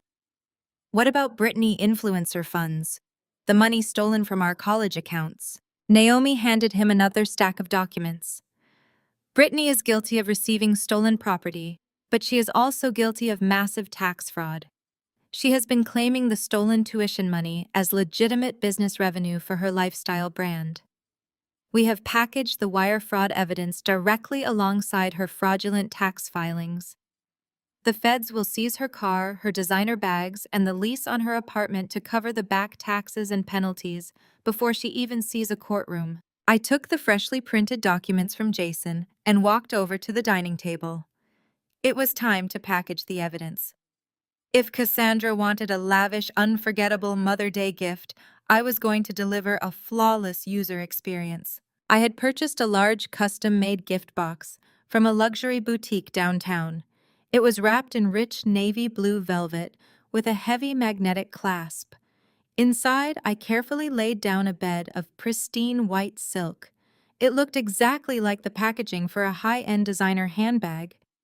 Are we really putting the federal evidence inside a velvet box? Jason asked, a dark, cynical smile forming on his face. Presentation is everything, I replied, smoothing out the silk lining. Cassandra operates entirely on optics. She will expect something expensive. She will want to open it in front of everyone to show off how much financial control she has over me. The unboxing experience has to feel incredibly luxurious, right up until the exact millisecond she reads the first line of text. I began assembling the documents. At the very bottom of the box, I placed a high-resolution color copy of the forged mortgage deed. The fake signature stood out glaringly against the white paper. On top of that, I placed the offshore wire transfer receipts, highlighting the Cayman Islands routing numbers and the email address utilizing her maiden name. Next went the shell company registration forms exposing Apex Management Solutions and Sapphire Holdings. Then came the tax evasion summaries Naomi had just printed, stamped with bold red letters indicating federal violations. Finally, resting at the very top of the stack, waiting to be the first thing she saw, was the copy of my mother's final journal entry. The pale yellow paper and the shaky, desperate handwriting were perfectly preserved in the high-definition scan. I closed the velvet box. The magnetic clasp snapped shut with a heavy, satisfying click. "It is perfect," Naomi said quietly, standing beside me. "She will never see it coming." "She thinks she is going to a coronation," Jason added, staring at the navy blue velvet. "She has no idea she is walking into an ambush." My phone buzzed on the table. It was another message from Cassandra in the group chat. She wanted to remind me that the dress code was country club formal and that I should make sure my hair was professionally styled so I did not embarrass my father. She ended the message with a smiley face emoji. I typed back a swift confirmation, assuring her I would look perfectly appropriate for the occasion. "The audacity is breathtaking," Jason muttered, reading the text over my shoulder. "She ruined our mother's final days, stole our future, and she is worried about your hair." "Let her worry about the dress code," I said, sliding my phone back into my pocket. "By tomorrow afternoon, she will be trading her designer dresses for a federal jumpsuit." The preparation was complete. The financial dossier was organized, the digital backups were locked on servers, and the physical evidence was packaged in a velvet box. Naomi spent the evening coordinating with her federal contacts. Because the evidence of wire fraud and tax evasion was overwhelmingly concrete, the authorities moved with unprecedented speed. The trap was a coordinated federal sting operation. I left Jason's house carrying the velvet box. The anxiety of the past week had vanished. I was the architect of their downfall, setting the alarm, falling into dreamless sleep, ready for tomorrow. I woke up on Sunday morning with absolute clarity. The heavy rain from the previous night had completely stopped, leaving the Seattle skyline looking washed and crisp against the pale morning light. I walked into my kitchen and poured a cup of black coffee. As I looked at the navy blue velvet box sitting innocently on my granite countertop, I thought about the sheer magnitude of what Naomi had accomplished over the past 48 hours. Getting federal agencies to move on a weekend is practically impossible. Bureaucracy is a massive, bloated machine designed to move slowly. Normal fraud investigations take months or even years of preliminary audits, subpoena requests, and endless red tape before a single badge flashes at a suspect door. But Naomi was not a normal citizen submitting a tip through a generic online portal. She was an elite forensic accountant who had spent the last decade building an ironclad reputation with federal prosecutors. She knew exactly how to bypass the standard user journey of the federal justice system. On Friday afternoon, while Cassandra was busy sending me demanding text messages about the country club dress code, Naomi had bypassed the intake bureaucracy entirely. She picked up her secure line and dialed a direct extension for an active task force commander within the Federal Bureau of Investigation Financial Crimes Division. Naomi had previously collaborated with his unit on a massive corporate embezzlement case involving a multinational logistics firm. She possessed the security clearance and the professional credibility required to get a federal agent on the line within 60 seconds. I sat in her home office and listened as she pitched my stepmother financial execution. Naomi did not lead with emotion. She led with undeniable structured data. She outlined the fraudulent medical fund draining the $400,000 mortgage fraud using a forged signature and the immediate offshore routing of the stolen assets to the Cayman Islands. The federal agent was initially hesitant. They were flooded with high-profile cases, and a domestic inheritance dispute usually fell outside their immediate jurisdiction. But Naomi knew exactly which trigger words would force the federal machine into overdrive. She explicitly mentioned the utilization of domestic shell companies to obscure the origin of the funds. She named Apex Management Solutions and Sapphire Holdings. She provided the exact routing numbers connecting domestic banks to the offshore accounts. The moment she confirmed that the stolen cash crossed international borders to evade taxation, it ceased to be a family dispute. It instantly became a federal wire fraud and money laundering conspiracy. Then Naomi delivered the fatal blow. She looped in a contact at the Internal Revenue Service Criminal Investigation Unit. She presented the digital footprint of Britney fake influencer empire. She provided the routing numbers proving that over $250,000 of stolen educational trust funds were deposited directly into Britney personal accounts. She detailed how Britney was publicly claiming those stolen funds as legitimate business revenue for her lifestyle brand, while failing to pay a single cent of federal income tax on the stolen money. The IRS does not take kindly to influencers flaunting untaxed wealth on public platforms. Naomi provided the exact tax code violations Britney had committed, guaranteeing that the agency would place an immediate levy on all of her known bank accounts. Britney was going to lose her luxury vehicle and her downtown apartment before she even realized she was under investigation. Federal agencies operate on risk and reward.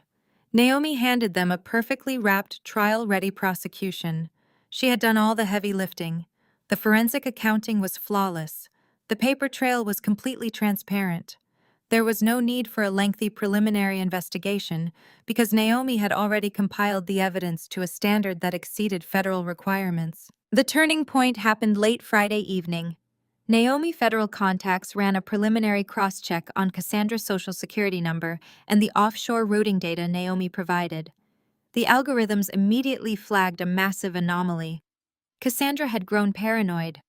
While she was publicly acting victorious and demanding I pay for her lavish Mother Day brunch, she was secretly initiating transfers to move the remaining stolen equity deeper into untouchable offshore accounts.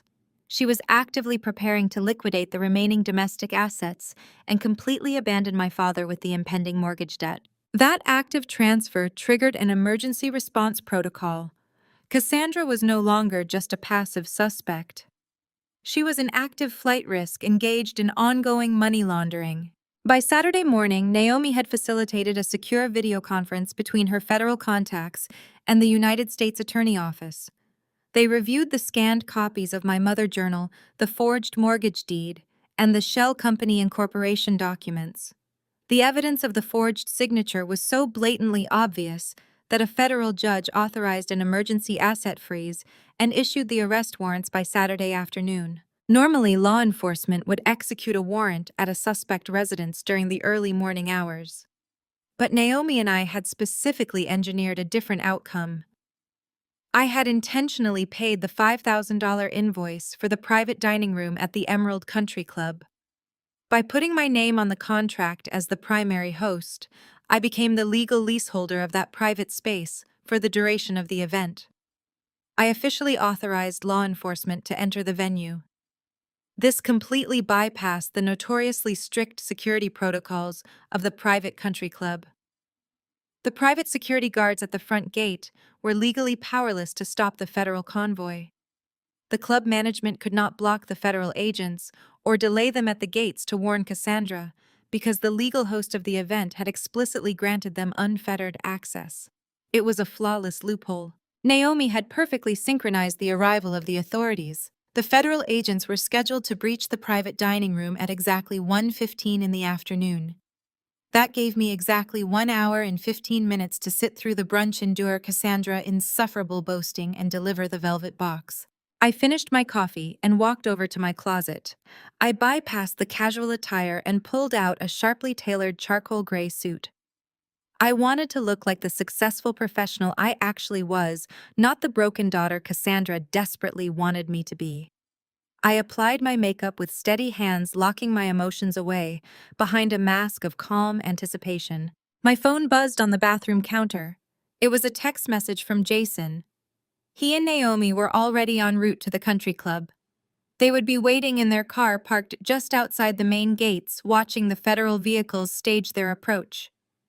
Jason had promised to record the entire arrival for my personal viewing pleasure. I slipped my phone into my pocket, grabbed my car keys, and carefully picked up the heavy velvet box from the kitchen counter.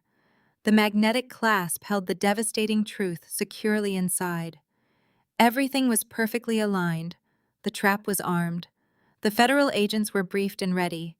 Cassandra was currently sitting in front of her vanity mirror, fixing her hair, completely oblivious to the fact that her entire reality was about to violently collapse. I walked out of my apartment and headed for my car, ready to give my stepmother the most unforgettable gift she had ever received. The drive to the Emerald Country Club was an exercise in supreme emotional control. I gripped the leather steering wheel of my sedan, acutely aware of the heavy navy blue velvet box resting on the passenger seat. Every traffic light, every turn, every passing vehicle felt amplified. I was an architect watching the final stress test of a towering structure. I mentally retraced every single step of the user journey I had designed for Cassandra. The velvet box was not just a container, it was a psychological weapon engineered for maximum devastation.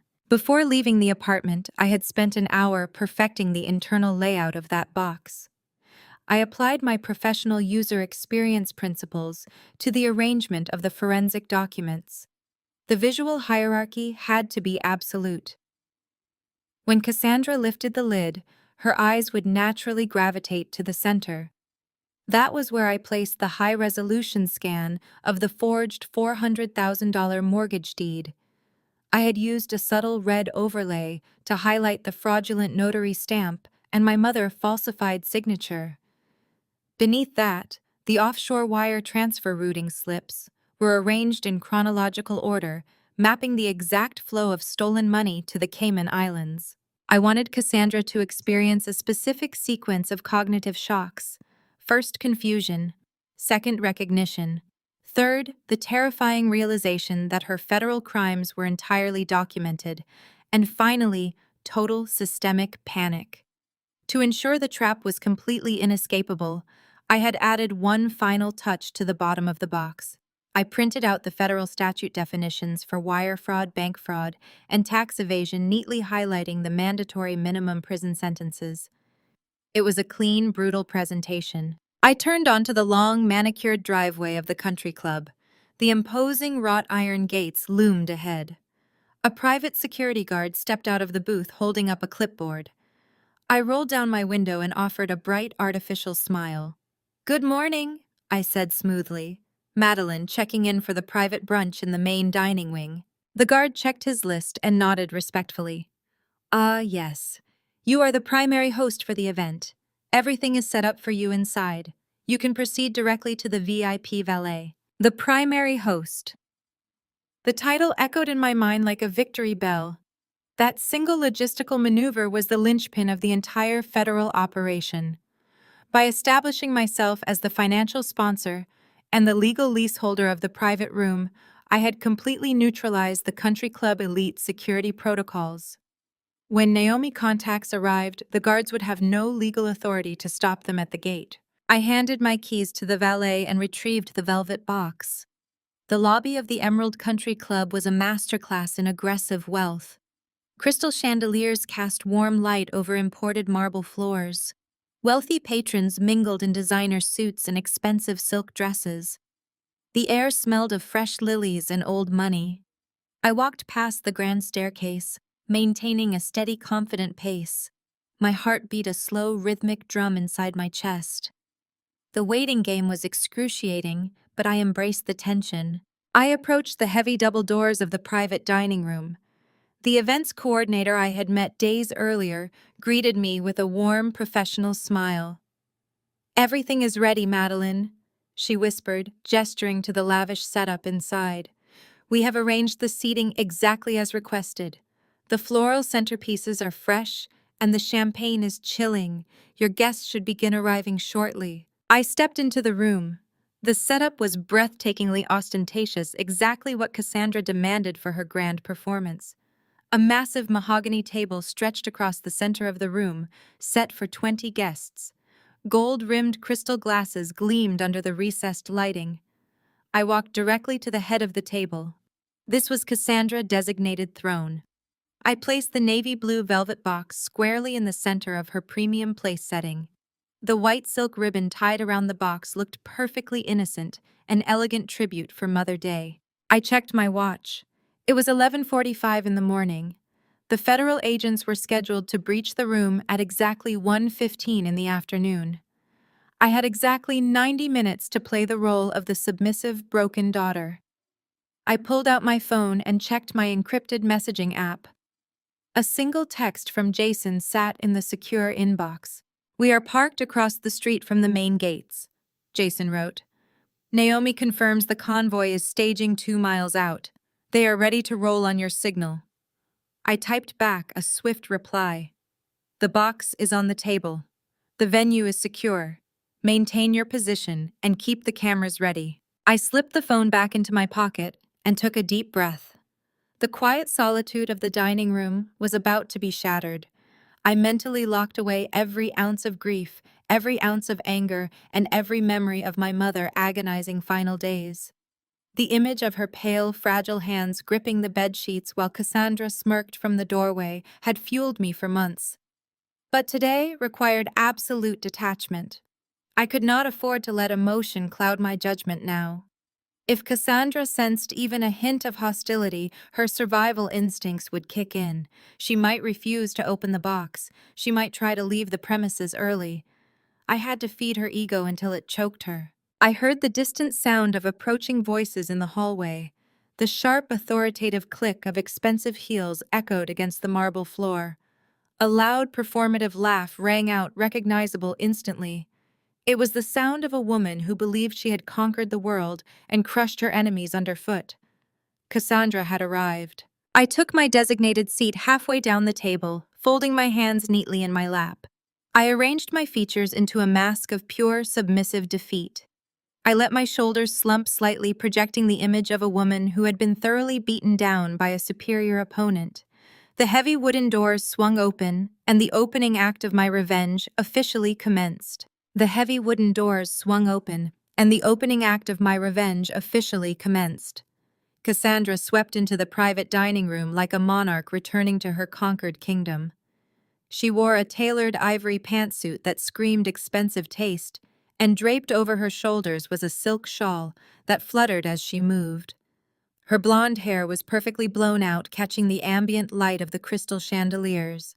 She clung to my father's arm, radiating a toxic blend of triumph and artificial grace. Thomas walked beside her, looking every inch the successful patriarch.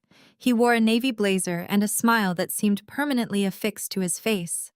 He nodded to the waitstaff, projecting an air of generous authority. Trailing a few steps behind them was Brittany. My stepsister was dressed in a vibrant designer cocktail dress that she had undoubtedly purchased using my stolen college tuition. She held her phone up at arm length, already broadcasting her arrival to her fake followers on social media. Following the royal family came the guests. These were not just relatives. They were my father's most crucial business associates. I recognized Richard, the chief executive of a major real estate firm, and his wife Margaret, whose family owned half the commercial property in downtown Seattle. There was also David, a venture capitalist who had recently partnered with my father on a massive suburban development project. These were people who valued reputation above all else. They were the exact audience Cassandra needed to validate her social climbing existence. Cassandra stopped at the head of the heavy mahogany table. Her eyes swept across the room, taking in the lavish floral arrangements and the waiting champagne flutes. Then her gaze landed on me. I kept my shoulders slumped and offered a weak, trembling smile. I forced my eyes to look down at the table, perfectly playing the role of the disgraced daughter who had been permitted to attend only through her stepmother, boundless mercy. "Madeline," Cassandra said, her voice carrying a loud, theatrical note of pity. "I am so glad you decided to show up and make things right. It takes real courage to admit when you are struggling." I stood up slowly, keeping my hands clasped in front of me. "Thank you for allowing me to host this brunch, Cassandra." I replied, my voice deliberately soft and submissive. "I wanted to create a beautiful afternoon to celebrate everything you do for this family. I am truly sorry for my recent behavior. Work stress completely clouded my judgment." Cassandra smiled, a predatory, chilling expression. She stepped forward and wrapped her arms around me in a stiff, performative hug. She leaned close to my ear, so only I could hear her whisper, "I told you not to mess with me." She hissed quietly, her expensive perfume making my stomach churn. "Now sit down and behave yourself, or I will have security throw you out." She pulled back and beamed at the watching guests. "Family is everything," she announced loudly to the room. "We all have our difficult seasons, but love always prevails. Now everyone, please take your seats. We have so much to celebrate today." The guests murmured their polite approval and began finding their name cards. I sank back into my chair, completely unfazed by her whispered threat. The country club security worked for me today. She just did not know it yet. As the first round of premium champagne was poured, Brittany immediately took control of the conversation at my end of the table. She completely ignored me, turning her attention to Margaret and the other wealthy wives. Brittany was practically vibrating with the need to boast about her fabricated success. "My lifestyle brand is just exploding right now," Brittany announced, taking a long sip of her mimosa. "I just signed a massive lease for my new creative studio downtown. It has floor-to-ceiling windows and incredible natural light. I am flying to Milan next month to shoot a new campaign for a luxury skincare line. It is exhausting being a self-made entrepreneur, but the hustle is so worth it." Margaret offered a tight, polite smile. "That sounds wonderful, dear. It is always nice to see young people working hard for their money." I took a slow sip of my water, hiding my absolute disgust. Brittany was sitting there bragging about a downtown studio lease that my father had co-signed, and she was paying the rent using the exact educational trust funds my dying mother had set aside for Jason and me. Her upcoming trip to Milan was funded by offshore wire fraud. Every single word coming out of her mouth was a documented federal crime. She was practically reading her own indictment aloud to a table full of venture capitalists and real estate moguls. The sheer irony was intoxicating. I watched the fake smiles of the business partners. They nodded along with Brittany, endless chatter about luxury cars and designer brand deals, clearly viewing her as a spoiled airhead. They tolerated her because of my father's wealth. None of them realized they were sharing a meal with a family actively engaged in a massive money laundering conspiracy. The waitstaff began serving the first course. Plates of smoked salmon and artisanal cheeses were placed gracefully in front of us. The clinking of silver cutlery against fine china filled the room. At the head of the table, Cassandra was holding court. She loudly detailed the charitable work her foundation was supposedly doing, soaking up the admiration of my father colleagues. She was in her absolute element. Sitting directly in front of her, perfectly centered between her crystal water glass and her silver fork, was the navy blue velvet box. It rested there like a silent, ticking time bomb. Cassandra had glanced at it several times, her eyes gleaming with greedy anticipation, but she was deliberately waiting for the perfect moment to open it. She wanted everyone to have their food. She wanted maximum attention before she unveiled the expensive tribute she forced her defeated stepdaughter to buy. I checked my watch discreetly under the table. It was exactly 12:45, 30 minutes until the federal contacts breached the perimeter. The conversation around the table shifted to real estate markets and upcoming investments. My father spoke confidently, boasting about his recent acquisitions, completely unaware that his primary residence was secretly heavily mortgaged by the woman sitting next to him. I ate my salmon, methodically chewing each bite with mechanical precision. I was preserving my energy. Cassandra raised her glass, her diamond-encrusted Rolex catching the light of the chandelier. "Thomas, my love," she said, her voice ringing out to command the room attention once again. "This has been a beautiful morning, but I believe Madeline has something special she wants to present to us." Every eye at the long mahogany table turned toward me. The chatter stopped completely. This was it. Cassandra was ready for her public coronation. She wanted me to verbally submit to her in front of the most powerful people in my father's social circle. She wanted the velvet box opened for everyone to see. I placed my napkin on the table and stood up slowly. I looked directly at Cassandra, meeting her arrogant, expectant gaze. The time for playing the broken victim was officially over. I placed my hands flat on the polished mahogany table and leaned forward just a fraction. The silence in the private dining room was absolute. Every single business partner, wealthy relative, and country club staff member had their eyes locked on me. I looked at the heavy navy blue velvet box resting perfectly in front of my stepmother. "Cassandra," I said, my voice projecting clearly across the room. I stripped away the trembling, submissive tone I had used just moments ago. My voice was now sharp, resonant, and completely commanding. "You demanded a gesture of respect. You wanted me to prove my commitment to this family by paying for this extravagant brunch and offering a tribute to your legacy. I have done exactly that. Go ahead and open your gift. The real present is tucked right beneath the white silk lining." Cassandra smiled, basking in the attention of her wealthy audience. She truly believed she had broken me. She reached out with her manicured hands and unclasped the magnetic latch. The heavy lid of the velvet box swung open.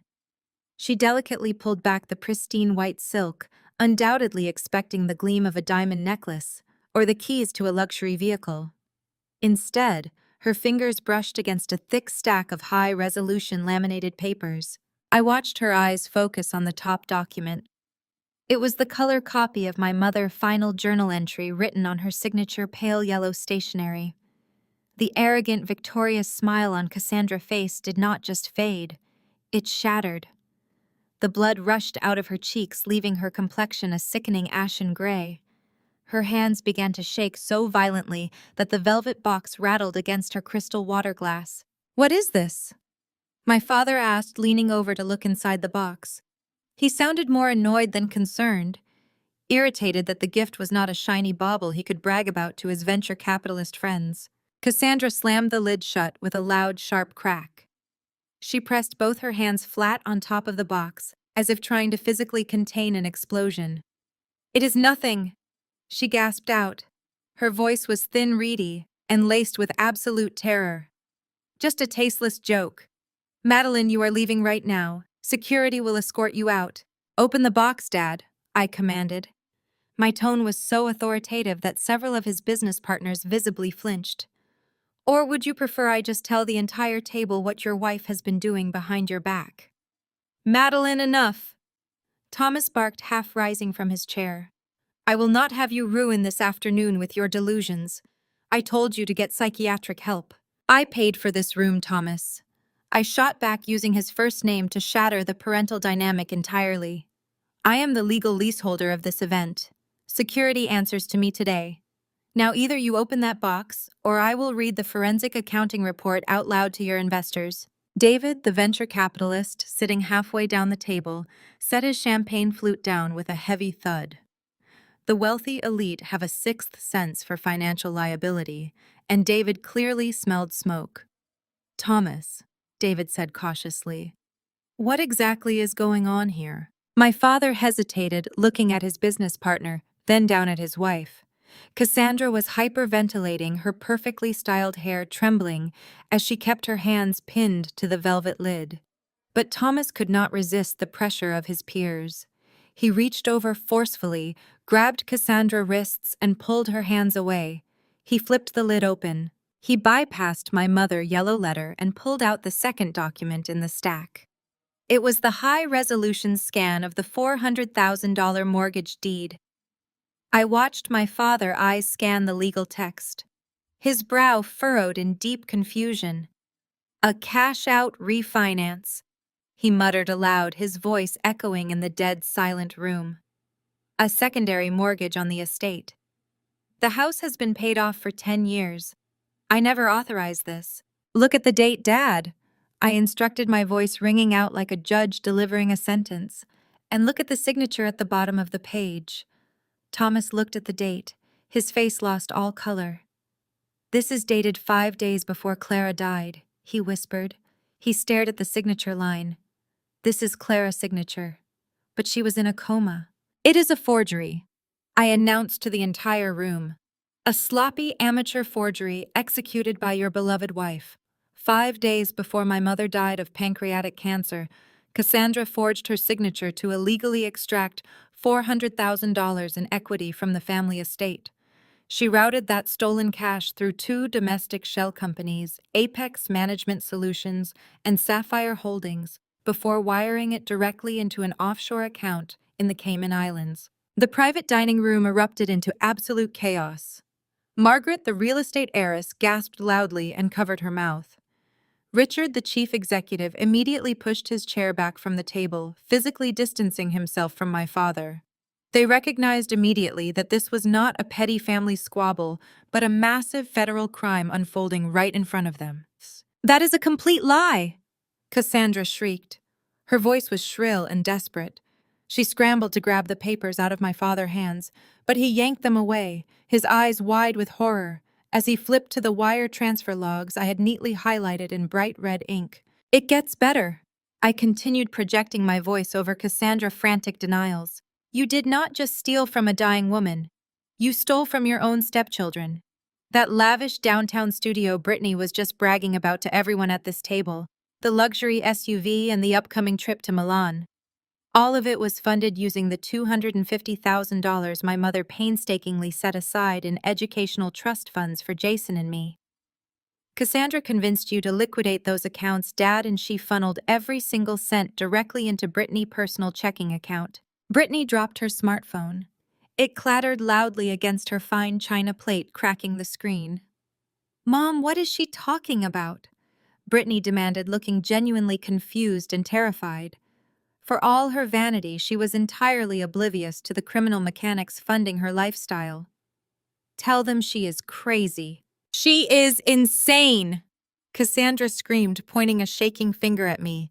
Her elegant facade had completely melted away, leaving only a desperate, cornered grifter. Thomas, do not listen to her. She fabricated these documents. She printed them off the internet. She is trying to destroy us because she is a miserable, jealous failure. I am a senior researcher who specializes in tracking user data, I replied coldly, crossing my arms. And my sister-in-law is a forensic accountant who dismantles corporate embezzlement rings for a living. You left a digital footprint so massive it could be seen from space, Cassandra. You used your own maiden name to register the offshore wire notifications. You committed federal bank fraud, wire fraud, and identity theft. And Brittany, you have been claiming stolen trust fund money as legitimate business revenue for a fake lifestyle brand which constitutes massive federal tax evasion. Thomas, you have to stop this, Cassandra begged, grabbing my father's arm and trying to shake him out of his shock. But Thomas was completely paralyzed. He stared at the wire transfer logs, the shell company names, and the undeniably forged signature of his late wife. The reality of his willful blindness was finally crashing down on him. He had traded his loyal wife and his children for a woman who had systematically robbed his entire family blind. He looked up at me, his eyes wide with a pathetic, desperate realization of his own ruin. Madeline, my father choked out, his voice barely a whisper. What have you done? I did exactly what you told me to do, Dad. I said, a cold, victorious smile finally breaking across my face. You told me to bag up the trash in the basement. I just decided to bring the trash into the light. Cassandra lunged forward, grabbing a heavy crystal water pitcher from the table. Her face was contorted with violent, unfiltered rage. "I will kill you!" she shrieked, preparing to hurl the heavy glass directly at my head. But before she could even raise her arm, a loud, authoritative commotion erupted from the grand hallway outside our private dining room. The heavy wooden doors, which I had legally secured as the host of the event, were suddenly and violently thrown open.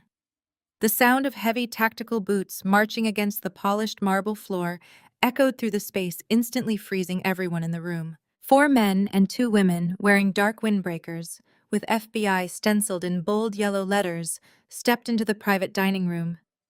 They were flanked by 3 uniformed local police officers. The heavy crystal water pitcher slipped from Cassandra's hands and shattered violently against the mahogany table. Water and sharp shards of glass exploded across the fine china and expensive floral arrangements. Thomas finally snapped out of his paralyzed state. His face turned a dangerous shade of crimson as he stepped in front of Cassandra. He attempted to project the authority of a wealthy patriarch who was used to controlling every room he entered.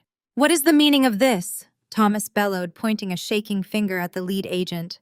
"This is a private event at an exclusive club. You have absolutely no jurisdiction to barge in here and disrupt my family. Madeline, call off whatever insane prank this is right now." I did not say a single word. I simply stepped back and crossed my arms. I let the federal justice system do exactly what Naomi had programmed it to do. The lead agent completely ignored my father. He did not ask for permission, and he certainly did not care about the country club dress code. He stepped carefully around the shattered crystal and looked directly at my stepmother. "Cassandra," the agent said, his voice cutting sharply through the dead silence of the room. Cassandra shrank back against the edge of the table. Her pristine ivory pantsuit was now soaked with spilled water from the broken pitcher. She looked frantically at the wealthy business partners, hoping someone would intervene and save her. But Richard David and their wives were already edging toward the exits. They were desperate to avoid being associated with a federal raid. Thomas tried to shout again, his voice cracking with desperate rage. "I demand to speak to your superior. I will have your badges for this intrusion." Before he could finish his threat, the piercing wail of multiple police sirens erupted from the courtyard directly outside the floor-to-ceiling windows. The flashing red and blue lights illuminated Cassandra's pale, terrified face. The cavalry had officially arrived to secure the perimeter. "You are under arrest for federal bank fraud, wire fraud, and tax evasion," the lead agent announced, pulling a pair of heavy steel handcuffs from his belt. "We have a federal warrant for your immediate detention regarding the fraudulent transfer of assets." "No!" Cassandra shrieked as 2 officers moved in and grabbed her arms. "It was a mistake. Thomas, tell them. Tell them it was my money. Madeline set me up. She is crazy." The officers forcefully spun her around. They locked the steel cuffs around her wrists, right over the glittering diamond Rolex my father had just bought her. The loud metallic click echoed off the marble floors. Brittany started screaming from the other end of the table. "Mom, what is happening? Dad, do something." A second agent walked directly up to Brittany and handed her a thick manila envelope. "You are not under arrest today, Brittany," the agent said coldly. "But the Internal Revenue Service has placed an immediate levy on all your bank accounts. Your vehicles and your studio lease are currently being seized by federal authorities to cover your undeclared stolen income." Brittany dropped the envelope and collapsed into her chair, sobbing hysterically. Her fake influencer empire was completely eradicated in 10 seconds flat. Cassandra was wailing loudly now, dragging her expensive designer shoes across the marble as the agents pulled her toward the exit. She looked back at my father, pleading for him to save her. But Thomas just stood there staring at the velvet box on the table. He finally realized that his entire life was completely destroyed. The chaotic scene in the private dining room quickly devolved into a pathetic display of financial ruin. As the federal agents hauled Cassandra through the grand lobby of the country club, her screaming faded into the distance. Brittany was frantically tapping her phone screen, tears ruining her expensive makeup. She pulled out a pristine metal credit card and shoved it at one of the remaining police officers. "I have money," Brittany sobbed, her voice cracking with sheer desperation. "I can pay whatever fines there are. I am a brand ambassador. Just let me call my bank." The officer did not even blink. "Ma'am, your accounts no longer exist. The IRS seized your routing numbers 20 minutes ago. Every card in your wallet will decline." Brittany collapsed back into her chair, burying her face in her trembling hands.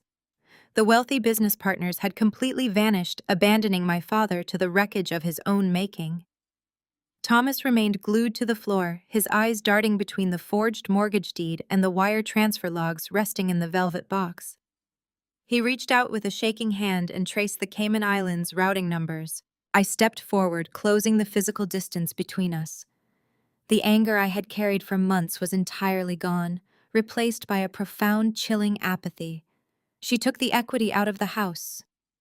Thomas whispered, his voice broken and hollow. My father looked up at me desperately, seeking some kind of validation or comfort. "She took the $400,000. But we can get it back, right? We can trace the accounts and reverse the transfers." Naomi stepped into the dining room holding her tablet. She walked directly up to my father, radiating absolute professional authority. "You are not getting a single cent back," Thomas Naomi stated firmly. "The money Cassandra routed offshore was not meant for a joint retirement fund. I tracked the final destination accounts.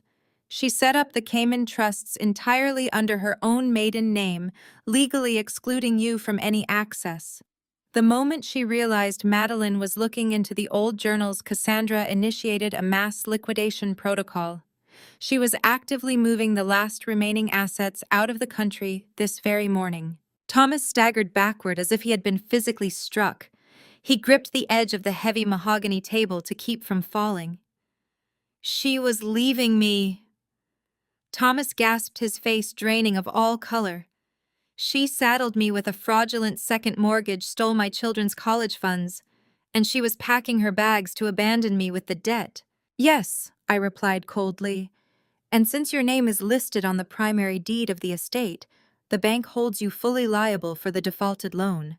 You allowed her to orchestrate this massive fraud right under your nose. The bank initiated the foreclosure process on the family mansion yesterday afternoon. You are completely bankrupt, Dad. You traded your loyal family for a woman who just left you holding the bag for $500,000 in stolen equity." I did not wait for my father to respond. I turned my back on the wreckage of his life, linking my arms with Jason and Naomi, and walked out of the Emerald Country Club into the bright Sunday afternoon.